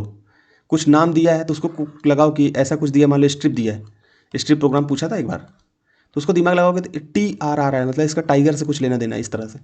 ठीक है, इस तरह कॉमन सेंस लगाओगे, दिमाग लगाओगे, तब दिमाग चलता है भाई, क्वेश्चन तो हमको करना ही है। कुछ इस तरह से कॉमन सेंस लॉजिक लगाओगे तो प्रश्न आपके होने लगेंगे। तो यह कथन भी सही है। ध्रुपद के अलावा मंत्र संस्कृत अक्षरों और वैदिक मंत्रों का प्रयोग होता था, जिससे इसकी आध्यात्मिकता और गंभीरता बनी रहती थी। ठीक है,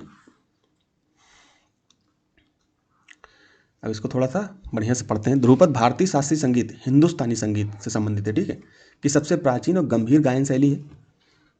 इसकी जड़ें सामवेद के मंत्रोच्चार में मानी जाती हैं, और यह अपनी शुद्धता, अनुशासन और आध्यात्मिक प्रगति के लिए जानी जाती है। ध्रुपद की प्रमुख विशेषता निम्नलिखित है। संरचना, ध्रुपद गायन के मुख्य रूप से दो भाग होते हैं, आलाप बिना लयबद्ध वाद्य के किया गया विस्तार, ठीक है, आलाप जो होता था जिसमें लाप नहीं, मतलब कि लय नहीं है, ठीक है, और बंदिश लयबद्ध रचना, बंदिश का मतलब बंधी हुई, लय उसमें बंधा हुआ है। एक पूर्ण ध्रुपद रचना में 4 पद होते हैं, स्थाई, अंतरा, संचारी और अभोग। इतना याद करने की जरूरत नहीं है, बस आप इतना याद करो, ध्रुपद दोबारा पूछेगा तो दिमाग आपका चल जाए। प्रकृति, इसे मर्दाना गायकी भी कहा जाता है क्योंकि इसमें कंठ जो गला होता है, फेफड़ों का अधिक बल दिया जाता है, और यह शैली चंचलता रहित गंभीर और वीर या भक्ति रस से ओतप्रोत होती है, ठीक है। वाद्य यंत्र का प्रयोग होता है, आपने यहाँ पर देखा भी, ये वाद्य यंत्र इस्तेमाल हो रहे हैं, ये आपका, ठीक है। तो पारंपरिक रूप से ध्रुपद के साथ पखावज, मतलब कि जो ढोलक होती है उसको पखावज बोलते हैं, का प्रयोग ताल देने के लिए, और तानसुरा आपने ये देखा होगा, ये तानसुरा, ठीक है, तानसुरा का प्रयोग होता है। तानसुरा का प्रयोग आधार स्वर के लिए किया जाता है, ठीक है। शैलियाँ बानियाँ क्या हैं, ध्रुपद की 4 प्रमुख शैलियाँ बानियाँ प्रसिद्ध हैं, गौहर, खंडार, नौहर, डागुर। ये याद कर लो क्योंकि यूपीएससी अब इस बार पूछेगा तो इसी को घुमा देगा। गौहर, खंडार, नौहार, डागुर। प्रमुख घराने, डागर घराना, दरभंगा घराना, इसके घराने भाई जहाँ पर आज भी वर्तमान में ये जीवित जहाँ पर है, जहाँ पर आज भी ये होता है, उसमें हमने 3 घर हैं, डागर घराना, दरभंगा घराना, बेतिया घराना। इस प्राचीन परंपरा को आज भी जीवित रखे हुए, ठीक है। मध्यकाल में राजा मान सिंह तोमर, याद रखना 1400 कुछ ईस्वी से 1500 कुछ ईस्वी तक रहे हैं, ठीक है, ने ध्रुपद के प्रचार प्रसार में महत्वपूर्ण भूमिका निभाई है। प्रसिद्ध संगीतज्ञ तानसेन और स्वामी हरिदास भी ध्रुपद के महान ज्ञाता थे। अब यूपीएससी इनसे रख देगा सवाल, लिख देगा ध्रुपद से निम्नलिखित में से कौन संबंधित है, तानसेन, स्वामी हरदास। तानसेन के बारे में पहले भी पूछ चुका है, तो कुछ मिला जुला के लिखेगा और फिर आप कर नहीं पाओगे, इसलिए पीवाईक्यू को बढ़िया से जो मटेरियल दिया जा रहा है दोस्तों, इसको अच्छे से करो, ठीक है। अब कुचिपुड़ी भरतनाट्यम नृत्यों के बीच क्या भेद है। अब कुचिपुड़ी आपको थोड़ा बहुत तो पता ही होगा, भरतनाट्यम थोड़ा बहुत पता होगा, फिर हम करते हैं इसको। कुचिपुड़ी नृत्य में नर्तक जो नाचने वाला होता है, प्रासंगिक रूप से कथोपकथन जो संवाद होता है उसको हम कथोपकथन बोल देते हैं, संवाद, बातचीत का प्रयोग करते हैं, जबकि भरतनाट्यम में कथोपकथन का प्रयोग नहीं किया जाता। आपको पता होगा, ये बात तो बिल्कुल हमको सही लग रही है, जिन्होंने पढ़ा होगा उनको पता होगा। फिर इसमें पीतल की तस्तरी की धार पर, पाद मतलब पैर रखकर नृत्य करने की परंपरा भरतनाट्यम की विशिष्टता है। जबकि लगा कि जब कभी वाक होता है ना तो यूपीएससी घुमाने का प्रयास करता है। अगर आप कंठस्थ होगे तो कर लोगे, और नहीं कंठस्थ होगे तो यहीं पर खेल जाओगे, आपको लगेगा कि बात तो सही है। तो कुचिपुड़ी नृत्य में इस प्रकार की क्रियाओं का कोई स्थान नहीं है, तो ये उल्टा लिख दिया। कुचिपुड़ी में जो तस्तरी होती है ऐसे, इसमें पैर रखा जाता है यहाँ पर और फिर डांस होता है, ठीक है, नृत्य होता है। तो इस तरह से ये भरतनाट्यम में सिंपल होता है, और यहाँ पर जब तस्तरी में पैर रखोगे तो हल्के पैर रखने पड़ते हैं, आपको साधना पड़ता है, नहीं तो कट जाएगा पैर। और भरतनाट्यम में तेज पैर रखने होते हैं, ठीक है। तो इस तरह से 2 गलत हो गया, 2 जहाँ जाए उसको काट दो, पहला सही है, तो इस तरह से पहला सही हो जाएगा। कुचिपुड़ी नृत्य की एक मुख्य विशेषता नाटकीयता है। इसमें नर्तक अक्सर पात्रों के रूप में संवाद या कथोपकथन का प्रयोग करते हैं, आपको मैंने बताया है, और गाते भी हैं। इसके विपरीत भरतनाट्यम मुख्य रूप से एकल सोलो नृत्य है, जिसमें संवाद के बजाय हस्त मुद्राओं और चेहरे के भावों अभिनय पर अधिक जोर दिया जाता है, ठीक है। इतना मतलब मेकअप चेहरे पर किया जाता है कि उसके मेकअप से उसका जो है भाव जो है चेहरे के दिखाई दें अच्छे से, ठीक है। दूसरा गलत क्योंकि पीतल की तस्तरी के किनारों पर पैर रखकर नृत्य करने की परंपरा जो है वो आपकी, उसे तरंगम बोलते हैं, वो कुचिपुड़ी की है। कुचिपुड़ी की एक विशिष्ट पहचान है, ना कि भरतनाट्यम की, ठीक। भरतनाट्यम में इस प्रकार की कोई परंपरा नहीं होती, ठीक। कुचिपुड़ी और भरतनाट्यम में मुख्य अंतर क्या है। उत्पत्ति, कुचिपुड़ी आंध्र प्रदेश का है, क्लासिकल डांस है, ये शास्त्रीय नृत्य है, जबकि भरतनाट्यम आपकी तमिलनाडु का है। मुख्य अंतर तो यही हो गया। कथोपकथन संवाद, कुचिपुड़ी में नर्तक प्रदर्शन के दौरान पात्रों के रूप में संवाद का प्रयोग करते हैं। आपको पता है कि जब कुचिपुड़ी नृत्य होता है तो उसमें कई साथ एक साथ डांस करते हैं, वो दिखाई देंगे। अब भरतनाट्यम में सिंगल आपको दिखाई देगा, और साथ में गाते भी हैं, तो ये आंध्र प्रदेश का है। इसके विपरीत भरतनाट्यम में संवाद का प्रयोग नहीं होता, इसमें केवल भावों मुद्राओं के जरिए कहानी की जाती है, ठीक। तरंगम, अभी हमने यही चीज़ पीछे करी कि जो तस्तरी नृत्य होता है उसको तरंगम बोलते हैं। तो पीतल की तस्तरी के किनारों पर पैर रखकर नृत्य करना कुचिपुड़ी की एक विशेष तकनीक है। भरतनाट्यम में ऐसी कोई परंपरा नहीं है, ठीक है। प्रस्तुति शैली, जो परफॉर्मेंस शैली है, क्या होती है, प्रस्तुत कैसे करते हैं। कुचिपुड़ी में शरीर की भंगिमाएं, इसके बारे में भी यूपीएससी एक बार पूछ चुका है, 2018, 19, 17 में ऐसा कुछ पूछा है, ठीक है। याद नहीं रहता वर्ष, लेकिन देखा हुआ होता तो बता देते कहाँ पर। तो भंगिमाएं अधिक लचीली और गोलाकार राउंडेड होती हैं, जबकि भरतनाट्यम में शरीर की रेखाएं बहुत सटीक होती हैं और त्रिकोण जैसी आकृतियां बनाती हैं। नृत्य का प्रकार क्या होता है। कुचिपुड़ी मूल रूप से एक नृत्य नाटक डांस ड्रामा है, ठीक है, कि इसमें बोलना ही पड़ता है ना, जबकि भरतनाट्यम मुख्य रूप से एकल सोलो नृत्य है, सोलो डांस है। पदचाप फुटवर्क कैसे होता है? भरतनाट्यम में पैर जमीन पर सपाट रखे जाते हैं और पदचाप बहुत भारी व शक्तिशाली होता है, ठीक है, तेजी से रखा जाएगा। जबकि कुचिपुड़ी का पदचाप अधिक हल्का और उछाल भरा होता है, क्योंकि ज़्यादा तेज रख देंगे तो कहीं ना कहीं तस्वीर, मतलब कॉमन सेंस से बता रहा हूँ, बाकी अब कहाँ तक वो लोग है वो दिखाएंगे। अभी हम कुचिपुड़ी को देखेंगे भी। कुचिपुड़ी भारत के 8 प्रमुख शास्त्रीय नृत्यों में से एक है, ठीक है। तो 8 शास्त्रीय नृत्य आपको पते होने चाहिए, जिसकी उत्पत्ति आंध्र प्रदेश के कृष्णा जिले के कुचिपुड़ी नामक गांव में हुई थी। यह नृत्य नाटक की एक समृद्ध परंपरा है जो अपनी गतिशीलता और लयबद्ध पद चालन के लिए जानी जाती है। मुख्य विशेषताएं या शैलियाँ। तरंगम, आपको पता है तरंगम क्या होता है। कुचिपुड़ी की सबसे अनूठी विशेषता जिसमें नर्तकी एक पीतल की थाली के किनारों पर पैर रखकर नृत्य करती है और अक्सर सिर पर पानी से भरा घड़ा संतुलित रखती है, ठीक है। बहुत अच्छे डांस होते हैं, शास्त्रीय संगीतों का तारतम्य बहुत बढ़िया होता है। इससे क्या होता है कि अपने आप को बैलेंस करने का बहुत बड़ा मौका मिलता है। तांडव और लास्य, इस नृत्य में भगवान शिव के तांडव, किसमें? कुचिपुड़ी में, जिसको शक्तिशाली, और देवी पार्वती की लास्य कोमल, दोनों रूपों को सुंदर मिश्रण होता है, ठीक है। कौन? कुचिपुड़ी। पारंपरिक रूप से इसकी शुरुआत पूर्व रंग पूजा से होती है, मतलब कि पूजा से पहले होती है। इसके बाद पात्रों का परिचय दरु नृत्य गीतों की छोटी रचना के माध्यम से किया जाता है, ठीक है। कथानक, इसकी कहानियां मुख्य रूप से भागवत पुराण और कृष्ण की बाल लीलाओं पर आधारित होती है, किसमें? कुचिपुड़ी में, ठीक है। इतिहास और विकास क्या है? इसकी उत्पत्ति जड़ें क्या प्राचीन नाट्य शास्त्र में मिलती हैं, लेकिन आधुनिक रूप में इसे व्यवस्थित करने का श्रेय 13वीं और 14वीं शताब्दी में संत सिद्धेंद्र योगी को जाता है, ठीक है। तो ऐसे रख देगा कथन, याद रखना। देखिए ये है, विजयनगर और गोलकुंडा के शासकों ने इस कला को विशेष संरक्षण दिया, ठीक है। वर्तमान शुरुआत में यह केवल ब्राह्मणों द्वारा किया जाता था, लेकिन 20वीं सदी में बाला सरस्वती और रागिनी देवी जैसे कलाकारों ने इसे महिलाओं के बीच लोकप्रिय बनाया। महिलाएं बहुत अच्छा डांस करती हैं, इसके लिए नृत्य करती हैं, कभी देखना। तो ये आपकी कुचिपुड़ी हो गई, और ये आपका भरतनाट्यम है। ये देखो, इसमें हाथ पैर का भाव बहुत ऐसा होता है। फिर इसमें देखो, ये आपकी प्रसिद्ध कलाकार। कुचिपुड़ी की वैश्विक पहचान दिलाने में प्रमुख नाम इस प्रकार है। प्रमुख नाम में याद करना है, गुरु वेमपंती चिन्ना सत्यम, आधुनिक कुचिपुड़ी के सबसे प्रभावशाली गुरु और कोरियोग्राफर हैं, ठीक है। यामिनी कृष्णमूर्ति, उन्हें इस नृत्य शैली की मसाल वाहक माना जाता है। ये याद रखना, यूपीएससी रख सकता है 1-2, वैसे बहुत ज़्यादा नहीं जाएगा इसमें। राजा और राधा रेड्डी, प्रसिद्ध नृत्य जोड़ी जिन्होंने युगल प्रस्तुतियों को अंतर्राष्ट्रीय स्तर पर ख्याति दिलाई। शोभा नायडू, प्रसिद्ध प्रतिपादक जिन्हें पद्मश्री से सम्मानित किया गया था। स्वप्न सुंदरी और मल्लिका साराभाई, अन्य प्रमुख कलाकार जिन्होंने इस शैली को समृद्ध किया, ठीक है। फिर भरतनाट्यम भारत की सबसे प्राचीन शास्त्रीय नृत्य शैली है, जिसकी उत्पत्ति दक्षिण भारत के तमिलनाडु राज्य के मंदिरों में हुई थी। इसे भारतीय शास्त्रीय नृत्यों की जननी भी कहा जाता है, ठीक है। मुख्य अर्थ इसकी उत्पत्ति, भरतनाट्यम शब्द 4 शब्दों या तत्वों से मिलकर मिलता है। एक भरत, भरत नाट्यम, नाट्यम माने नृत्य होता है।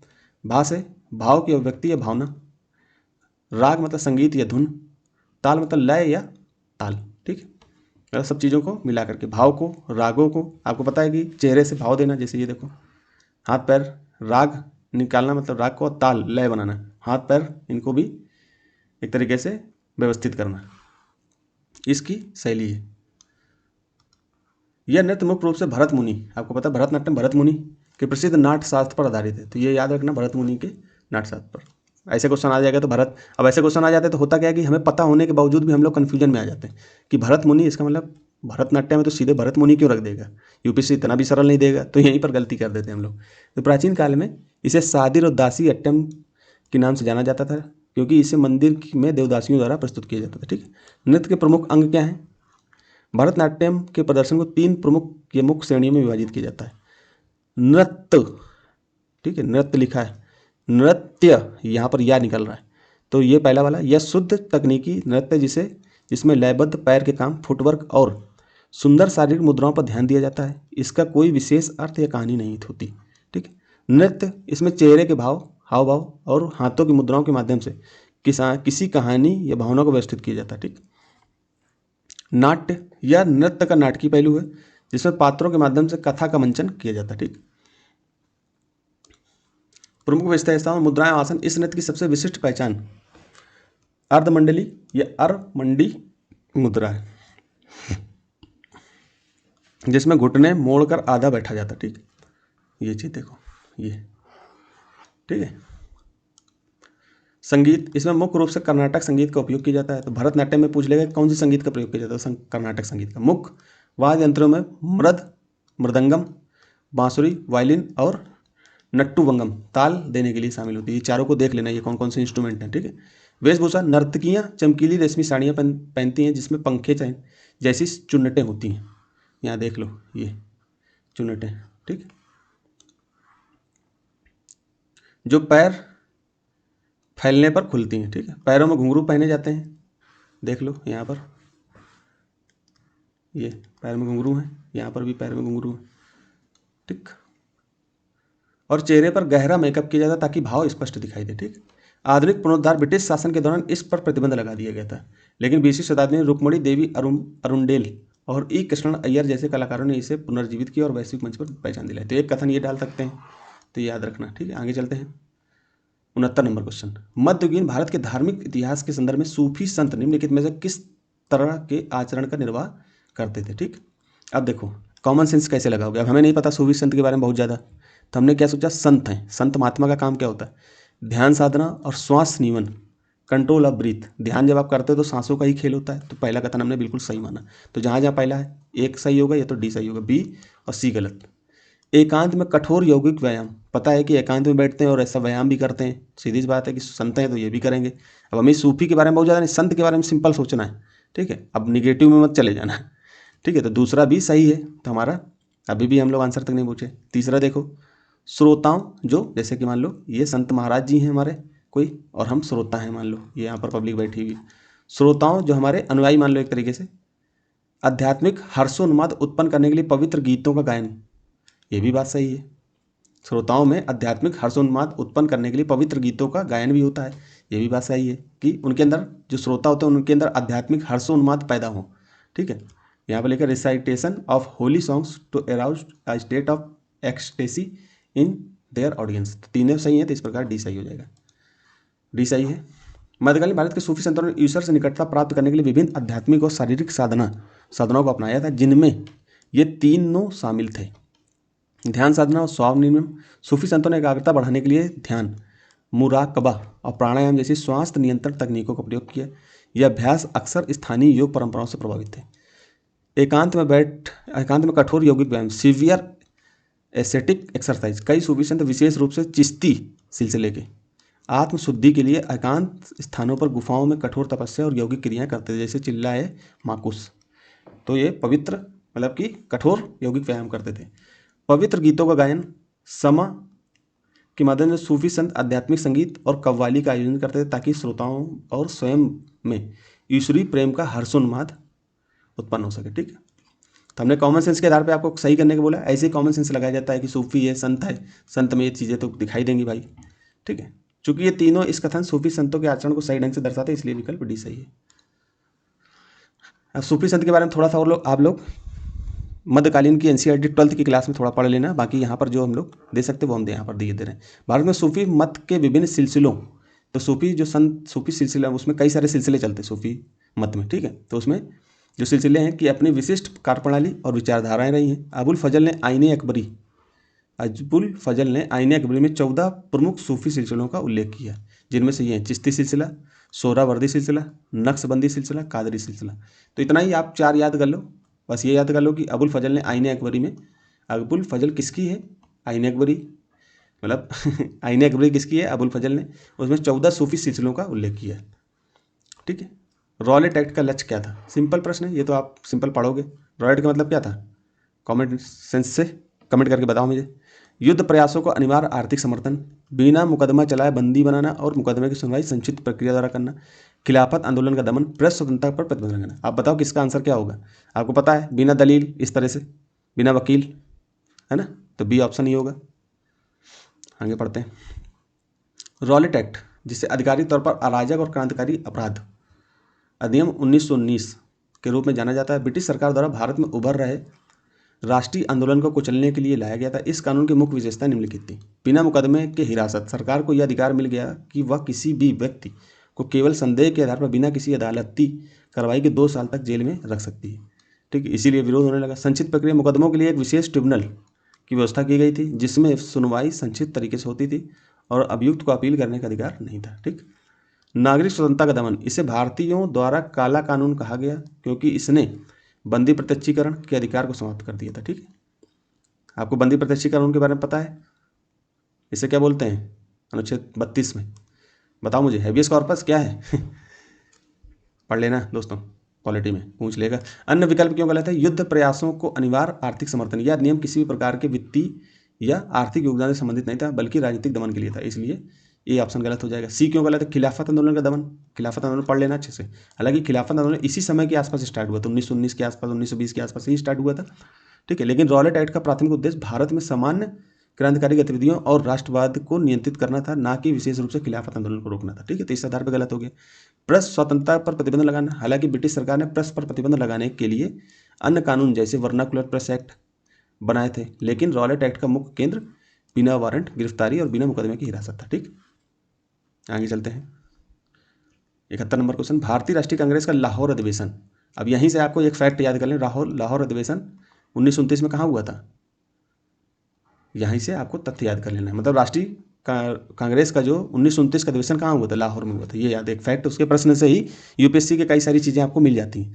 हमेशा सीखने की अगर क्षमता है तो ऐसी चीज़ें आपको यहीं से मिल जाएंगी। तो इसके कथन को पढ़ते हैं आप लोग, इसको पॉज करके इसका आंसर दीजिए। पहला कथन है, कांग्रेस ने पूर्ण स्वराज की मांग का एक संकल्प पारित किया था। मान सकते हैं, बिल्कुल सही है, क्योंकि यहीं से हम लोगों ने पूर्ण स्वराज की मांग करना शुरू कर दिए थे, है ना। इस अधिवेशन में उग्रवादियों और उदारवादियों के बीच झगड़े को सुलझा लिया गया था। ये तो आपको 1916 के लखनऊ अधिवेशन में शायद दिखाई देगा, ठीक है, या किसी और जगह दिखाई देगा। ये तो नहीं होगा, दो तो नहीं होगा, मुझे कंफर्म है। तो दो नहीं होगा, तो इस आधार पर हमने बी को हटा दिया, ठीक है। एक सही है तो डी भी कट जाएगा, उपरोक्त में से कोई नहीं कह रहा है तो डी भी कट गया। फिर तीसरा पढ़ते हैं, इस अधिनियम में दो राष्ट्रों की मांग के सिद्धांत को अस्वीकार करते हुए एक संकल्प पारित किया। दो राष्ट्र की संकल्प तो आपको आज़ादी के आसपास दिखाई देगा, 1947 के पहले 40, 45, 46 के आसपास दिखाई देगा, ठीक है। कंफर्म नहीं है, लेकिन कंफर्म के आधार पे, मतलब कि ये तो नहीं, यहाँ तो नहीं होगा, 1929 की बात तो नहीं होगा, तो ये भी गलत हो गया, तो ये भी गलत हो गया। तो पहला इस प्रकार सही हो जाएगा, पहला सही है। भारतीय राष्ट्रीय कांग्रेस का लाहौर अधिवेशन 1929 इसलिए प्रसिद्ध है क्योंकि 19 दिसंबर 1929 को जवाहरलाल नेहरू की अध्यक्षता में कांग्रेस ने ऐतिहासिक पूर्ण स्वराज की मांग का संकल्प पारित किया और 26 जनवरी 1930 को स्वतंत्रता दिवस के रूप में मनाने का फैसला किया, ठीक। इसीलिए हम लोग 26 जनवरी 1950-51 को गणतंत्र दिवस के रूप में, स्वतंत्रता दिवस के रूप में मनाने लगे थे, ठीक है। स्वतंत्रता दिवस वैसे 15 अगस्त है, लेकिन हम लोग गणतंत्र दिवस इसीलिए 26 जनवरी को रखा। एक सही है, लाहौर अधिवेशन 1919 का मुख्य उद्देश्य पूर्ण स्वराज, पूर्ण स्वतंत्रता की घोषणा करना था। दूसरा गलत क्यों है? उग्रवादी, उदारवादी, चरमपंथियों और नरमपंथियों के बीच का झगड़ा काफ़ी पहले 1916 के लखनऊ अधिवेशन में सुलझा लिया गया था, ठीक है, वही बात जो हमने बताई। तीसरा गलत, यह अधिवेशन मुख्य रूप से पूर्ण स्वराज के लिए था, ना कि विशेष रूप से दो राष्ट्रों की मांग, बहुत बाद में 1940 के आसपास प्रमुख रूप से दो राष्ट्रों की मांग 1940 के आसपास शुरू हुई थी, ठीक है। और इसको पढ़ लेना दोस्तों, यहाँ से सवाल ज़्यादा बनते हैं। तो फिर अब बाकी और हमको क्या क्या पढ़ना है, अब हम लोग कांग्रेस के अधिवेशन के बारे में भी मुख्य देख लेते हैं, क्योंकि यूपीएससी यहाँ से सवाल पूछ लेता है। तो भारतीय राष्ट्रीय कांग्रेस की स्थापना 28 दिसंबर 1885 की हुई थी। इसके बाद से हर साल देश के अलग अलग हिस्सों में इसके अधिवेशन आयोजित किए गए हैं। शुरुआती महत्वपूर्ण अधिवेशन में 1885 से 1900 तक। 1885 में आपको पता है कि इसकी स्थापना हुई थी। पहला अधिवेशन आपका WC बनर्जी, उमेश चंद्र बनर्जी ने किया था। इसमें 72 प्रतिनिधियों ने भाग लिया था। फिर दूसरा आपका पहला बॉम्बे में हुआ था, दूसरा आपका कलकत्ता में, जिसके अध्यक्ष दादा भाई नौरोजी थे। तीसरा आपका मद्रास में हुआ था और ये इसके अध्यक्ष बदरुद्दीन तैयब जी थे। ये कांग्रेस के पहले मुस्लिम अध्यक्ष थे, ये याद रखना। 1888 में इलाहाबाद अध्यक्ष इसके जॉर्ज यूले थे। यूले किसी, कोई कहीं पर यूल बोलते हैं, कहीं पर यूले। कांग्रेस के पहले अंग्रेज अध्यक्ष थे। पहला पूछ लेता है, ठीक है, तो ये याद रखना। दादा भाई नौरोजी के बारे में पूछ लेगा, इनका धर्म कौन सा था मुझे बताना कमेंट करके। फिर 1896 कलकत्ता की अध्यक्षता रहीमुतुल्लाह एम सयानी। पहली बार वंदे मातरम इसी में गाया गया था। अब वंदे मातरम इस समय चर्चा में, तो इसके बारे में थोड़ा सा आपको बता दूं कि बंकिम चंद्र चटर्जी ने इसका क्या किया था, इसकी रचना की थी। रविन्द्रनाथ टैगोर ने इसको पहली बार गाया था, ठीक है। इसका इंग्लिश अनुवाद अरविंद घोष ने किया था। ये 3 तथ्य याद रखना, पूछ लेगा पक्का, क्योंकि चर्चा में काफ़ी चल रहा था। फिर आगे स्वतंत्रता संग्राम के प्रमुख अधिवेशन 1901 से 1930 तक, ठीक है। तो अब इसको थोड़ा सा आप पॉज करके याद कर लेना, ठीक है, एक एक चीज़ नहीं बता सकते। फिर आज़ादी की ओर 1931 से 1947 तक, ये भी आप पॉज करके थोड़ा देख लो, क्योंकि फैक्ट हैं, इनमें कुछ नया है नहीं, याद ही करना है। बाकी आपको PDF दे दी जाएगी, ठीक है। फिर 72 भगवान बुद्ध की प्रतिमा कभी कभी एक हस्त मुद्रा युक्त दिखाई देती है, जिसे भूमि स्पर्श मुद्रा कहा जाता है। यह किसका प्रतीक है? तो भूमि स्पर्श मुद्रा आपने देखा होगा कि जो महात्मा बुद्ध है उनके बारे में यूपीएससी इनसे बार बार प्रश्न पूछता है, इसलिए बुद्ध जैन इनको अच्छे से पढ़ना है। मार पर दृष्टि रखने पर, जो मार क्या होते हैं, जो इनको बाहर से डिस्टर्ब करते हैं, ठीक है। दृष्टि रखने, अपने ध्यान में विघ्न डालने से मार को रोकने के लिए बुद्ध का धरती का आह्वान नहीं होगा, ठीक है। मार के प्रलोभनों के बावजूद अपनी शुचिता और शुद्धता का साक्षी, पहली बात यहाँ आह्वान कह रहा है, यहाँ साक्षी, तो वो क्या करते हैं, धरती को साक्षी मान लेते हैं, उन्हें बुद्ध का धरती का आह्वान था। तो बी ऑप्शन से आपने थोड़ा पढ़ा होगा तो ये प्रश्न कर पाओगे, इसमें कॉमन सेंस नहीं लग रहा है, ठीक है। फिर तीसरा, बुद्ध का अपने अनुयायियों को स्मरण कराना कि वे धरती से उत्पन्न होते हैं और अंततः धरती में विलीन हो जाते हैं, ऐसा कुछ नहीं, ठीक है। तो बी ऑप्शन इसका सही होगा, थोड़ा पढ़ा होगा तो ही दोस्तों कर पाओगे, ठीक है। तो भूमि स्पर्श मुद्रा उस क्षण का प्रतीक है जब भगवान बुद्ध ने बोधि वृक्ष के नीचे ध्यान करते समय पृथ्वी को साक्षी रूप में आह्वान किया था, ठीक। साक्षी।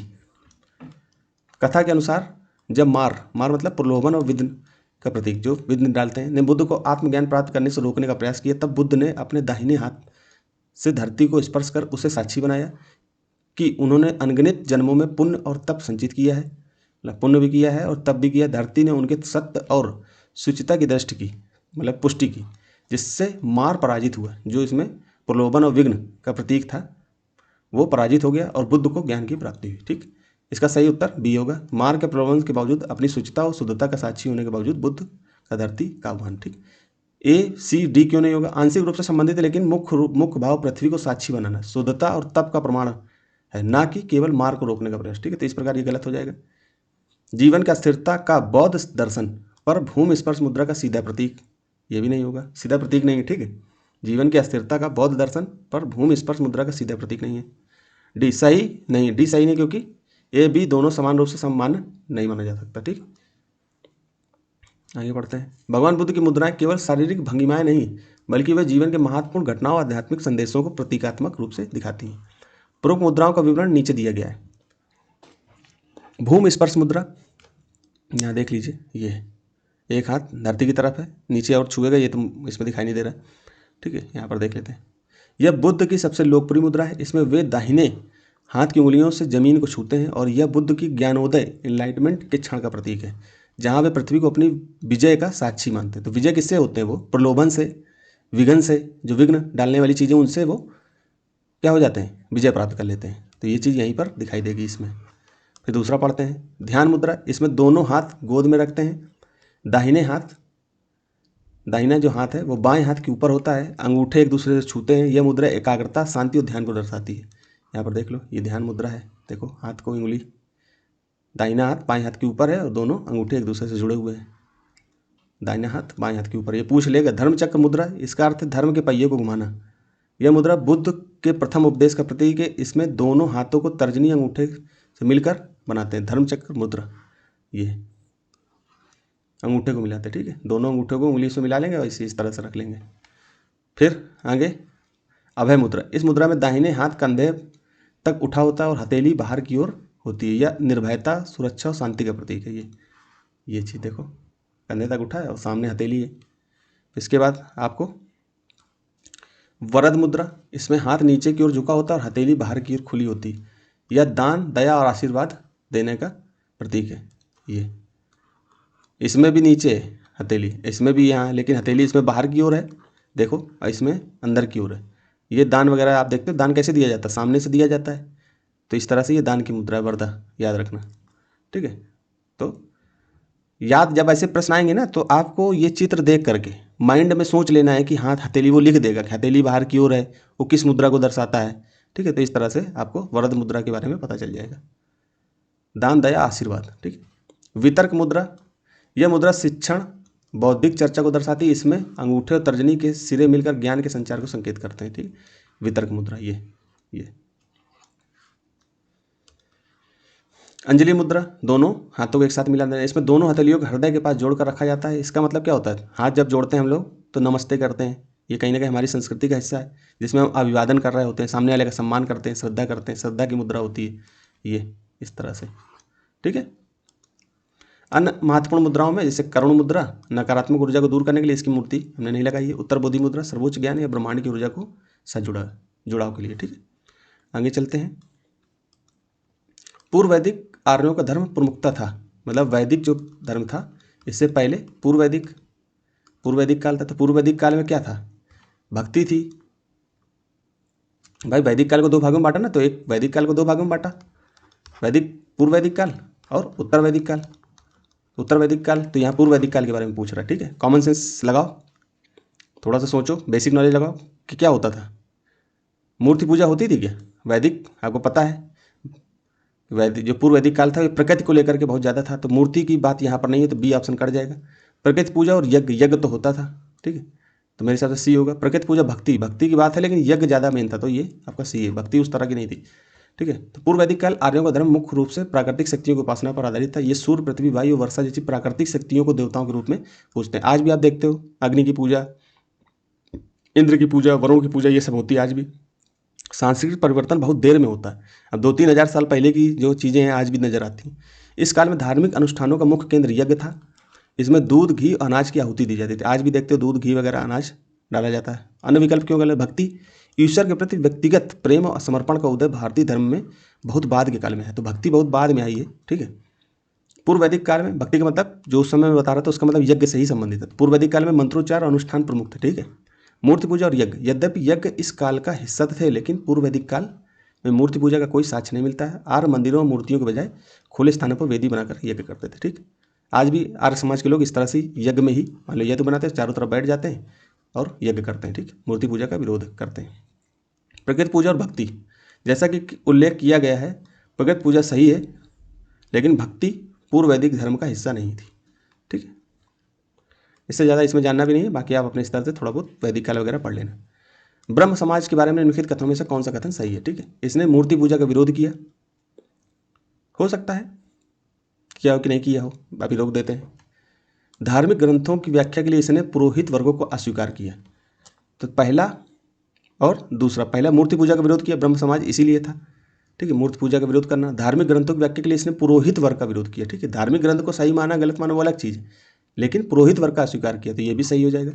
तीसरा, इसने इस सिद्धांत का प्रचार किया कि वेद त्रुटिहीन है। वेद को इन्होंने त्रुटिहीन नहीं माना, ठीक है, किसी भी धर्म को ये त्रुटिहीन नहीं कह सकते थे, लेकिन जो पुरोहित वर्ग था उसका विरोध कर रहे थे। तो इस प्रकार से इसका ऑप्शन बी सही होगा। थोड़ा पढ़ा होगा तो ही कर पाओगे, बाकी कॉमन सेंस भी लग जाएगा। मूर्ति पूजा का विरोध करते थे तो एक सही होगा, ए, बी, यस, डी में से सी गलत हो गया। धार्मिक ग्रंथों की व्याख्या करने के लिए इसने पुरोहित वर्ग का स्वीकार किया, तो दो भी सही हो जाएगा, तो ए कट गया, या तो बी सही होगा या तो डी सही होगा। अब तीसरा गलत हो गया, तो इस तरह से थोड़ा पता ही होगा तो ही आप कर पाओगे। बस आखिरी सवाल ये, बी ऑप्शन सही है, ठीक है। ब्रह्म समाज के बारे में कथनों पर विश्लेषण कीजिए सॉरी, ब्रह्म समाज के बारे में कथनों का विश्लेषण इस प्रकार है। मूर्ति पूजा का विरोध, यह कथन बिल्कुल सही है। राजा राम मोहन राय ने एकेश्वरवाद पर जोर दिया और मूर्ति पूजा तथा कर्मकांडों का कला विरोध किया। तो राजा राम मोहन राय मूर्ति पूजा का विरोध कर रहे थे और ब्रह्म समाज के समर्थक थे। ब्रह्म समाज की स्थापना इन्होंने करी थी। पुरोहित वर्ग की अस्वीकृति, यह कथन भी सही है। ब्रह्म समाज ने धार्मिक ग्रंथों की व्याख्या के लिए मध्यस्थ के रूप में पुरोहित वर्ग की आवश्यकता को नकारा और मानवीय तर्क और विवेक को महत्व दिया जाए, ठीक। वेदों की त्रुटिहीनता, यह कथन गलत है। वेदों को अचूक और त्रुटिहीन मानने का सिद्धांत स्वामी दयानंद सरस्वती का था, जो आर्य समाज का था, ठीक है। और ब्रह्म समाज के नेताओं जैसे देवेंद्र नाथ टैगोर ने स्पष्ट किया था कि कोई भी धर्म त्रुटिहीन नहीं है, ठीक, ये सब मानते थे। ब्रह्म समाज के बारे में हम लोग पढ़ते हैं। ब्रह्म समाज आधुनिक भारत के इतिहास का एक अत्यंत महत्वपूर्ण विषय है। स्थापना राजा राम मोहन राय ने, इन्हें आधुनिक भारत का जनक, भारतीय पुनर्जागरण का अग्रदूत भी कहा जाता है। तो ब्रह्म समाज जो था ये इसके राजा राम मोहन राय था। फिर इसको आगे चल के दो भागों में बांट दिया गया था।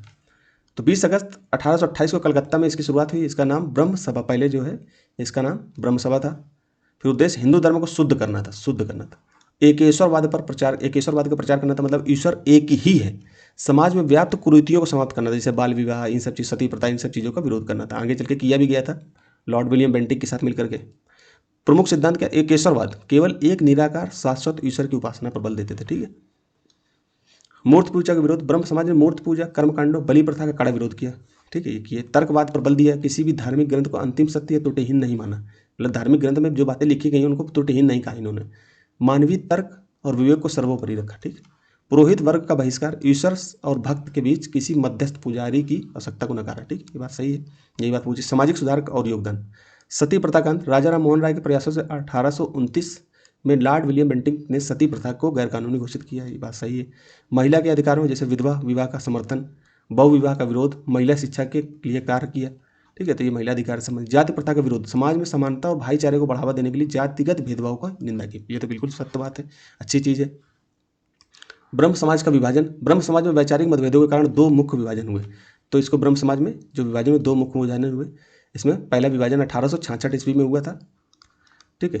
ये जब राजा राम मोहन राय के बाद नेतृत्व संभाल रहे देवेंद्रनाथ टैगोर और केशव चंद्र, युवा नेता केशव चंद्र सेन के बीच कट्टरपंथ उदारवाद को लेकर के हुआ था, ठीक है। तो 1866 में हुआ था। इसमें एक तरफ देवेंद्रनाथ टैगोर हो गए थे, देवेंद्रनाथ टैगोर जी का ब्रह्म समाज था, एक तरफ केशव चंद्र सेन जी का था, ठीक। इसके परिणाम स्वरूप देवेंद्रनाथ टैगोर के समूह को आदि ब्रह्म समाज, ये पुराना था, इन्होंने कहा कि हमारा पुराना है भाई, आदि है, इनका ब्रह्म समाज ही बना रहा, ठीक। जबकि केशव चंद्र सेन ने भारतीय ब्रह्म समाज में, इसको भारतीय बोल दो, भारतीय ब्रह्म समाज की स्थापना की। दूसरा विभाजन कब हुआ? 1878 में केशव चंद्र सेन के संगठन में ही हुआ। इसका मुख्य कारण केशव चंद्र सेन द्वारा अपनी अल्पाई पुत्री का विवाह कूच बिहार के राजा से करना था। अब दिक्कत ये हुई कि यही ब्रह्म समाज में बाल विवाह का विरोध कर रहे थे और खुद की बच्ची का राजा से विवाह करने के लिए कमी उम्र में करने लगे थे। विरोध तो तय था कि भाई आप ही नियम बना रहे हो, आप ही विरोध कर रहे हो, तो विरोध तो हो गई। तो इन्होंने राजत्व दूसरा ब्रह्म समाज का 1878 में विभाजन हो गया। पहला कहाँ हुआ? 1866 में, जिसमें देवेंद्रनाथ टैगोर और केशव चंद्र सेन अलग अलग हो गए। फिर आगे चल के केशव चंद्र सेन ने अपनी पुत्री का विवाह कूच बिहार के राजा से करना था, तो ब्रह्म समाज बाल विवाह विरोधी सिद्धांतों के खिलाफ था। इसके विरोध में आनंद मोहन बोस और शिवनाथ शास्त्री जैसे नेताओं ने अलग होकर साधारण ब्रह्म समाज का गठन किया, जो लोकतांत्रिक सिद्धांतों पर आधारित था। तो पहला 1866 में हुआ, तो उसमें देवेंद्रनाथ टैगोर और केशव चंद्र सेन अलग अलग हो गए। फिर इसमें भारतीय ब्रह्म समाज में केशव चंद्र सेन थे, और भी लोग थे, कौन कौन से, जैसे शिवनाथ जी, शिवनाथ शास्त्री और आनंद मोहन बोस, ये सब भी शामिल थे। तो जब केशव चंद्र सेन अपनी पुत्री का विवाह राजा से करने लगे अल्पाई में, तो विरोध हो गया, तो उसको फिर शिवनाथ और मोहन बोस, आनंद मोहन बोस अलग होकर के साधारण ब्रह्म समाज की स्थापना कर दी। तो 2 बार इसका जो है परिवर्तन, मतलब कि विभाजन हुआ है। तो यूपीएससी रख देगा कि ब्रह्म समाज का विभाजन 3 बार हुआ, ये 4 बार हुआ इस तरह से, ठीक है। तो 2 बार हुआ, याद रखना, 1866 में, फिर 1878 में। अन्य महत्वपूर्ण तथ्य: प्रमुख नेता देवेंद्रनाथ टैगोर, केशव चंद्र सेन, ईश्वर चंद्र विद्यासागर, आनंद मोहन बोस और शिवनाथ शास्त्री, ये सब इसके प्रमुख नेता थे। किसके? ब्रह्म समाज के। मतलब एक तरीके से साधारण ब्रह्म, धीरे धीरे मतलब देवेंद्रनाथ टैगोर आपके आदि ब्रह्म समाज के हो गए, केशव चंद्र सेन आपके भारतीय ब्रह्म समाज के हो गए। फिर ईश्वर चंद्र सागर और आनंद मोहन बोस अलग करके अपना साधारण ब्रह्म समाज की स्थापना कर ली, केशव चंद्र ने जब अपनी पुत्री का विवाह एक राजा से अल्पाई में करने लगे थे। इनकी पत्रिकाएं कौन कौन सी थी? संवाद कौमुदी बंगाल में, ठीक है। तो मिरात उल अखबार फारसी और राजा राम मोहन राय द्वारा संचालित था, ठीक। तत्वबोधिनी सभा 1839 में देवेंद्रनाथ टैगोर ने इसकी स्थापना की थी, जो बाद में ब्रह्म समाज में विलीन हो गया था, ठीक। तो अब दोस्तों यहीं तक रखते हैं, धन्यवाद। अच्छे से पढ़ाई करिए, और आप लोग मेहनत करोगे तो मैराथन भी हम लेकर के चले आएंगे। लेकिन ज़्यादा अभी नहीं कुछ करना है, क्योंकि मैराथन क्या करना है, सुबह शाम तक पढ़ाते रहो। मैं तो यही कहूँगा कि हमारी जो सीरीज चल रही है उन्हीं को अच्छे से पढ़ो, ठीक, बढ़िया से, खुद से। ये मैराथन अर्थन के चक्कर में मत पढ़ना, जो यूट्यूब में आजकल रिवीजन कराते हैं। इस समय का कुछ नहीं होता, और जो चीज़ें आप खुद से पढ़े होते हो वो चीज़ पढ़ते नहीं हो, और जो इधर उधर यूट्यूब के चक्कर में परेशान होते हो। तो ये पीवाईक्यू सीरीज थी हमारी, इसलिए मैं इसको आपको बोलूँगा कि इसको अच्छे से देखिए, ठीक है। तो फिर यहीं तक रखते हैं, धन्यवाद।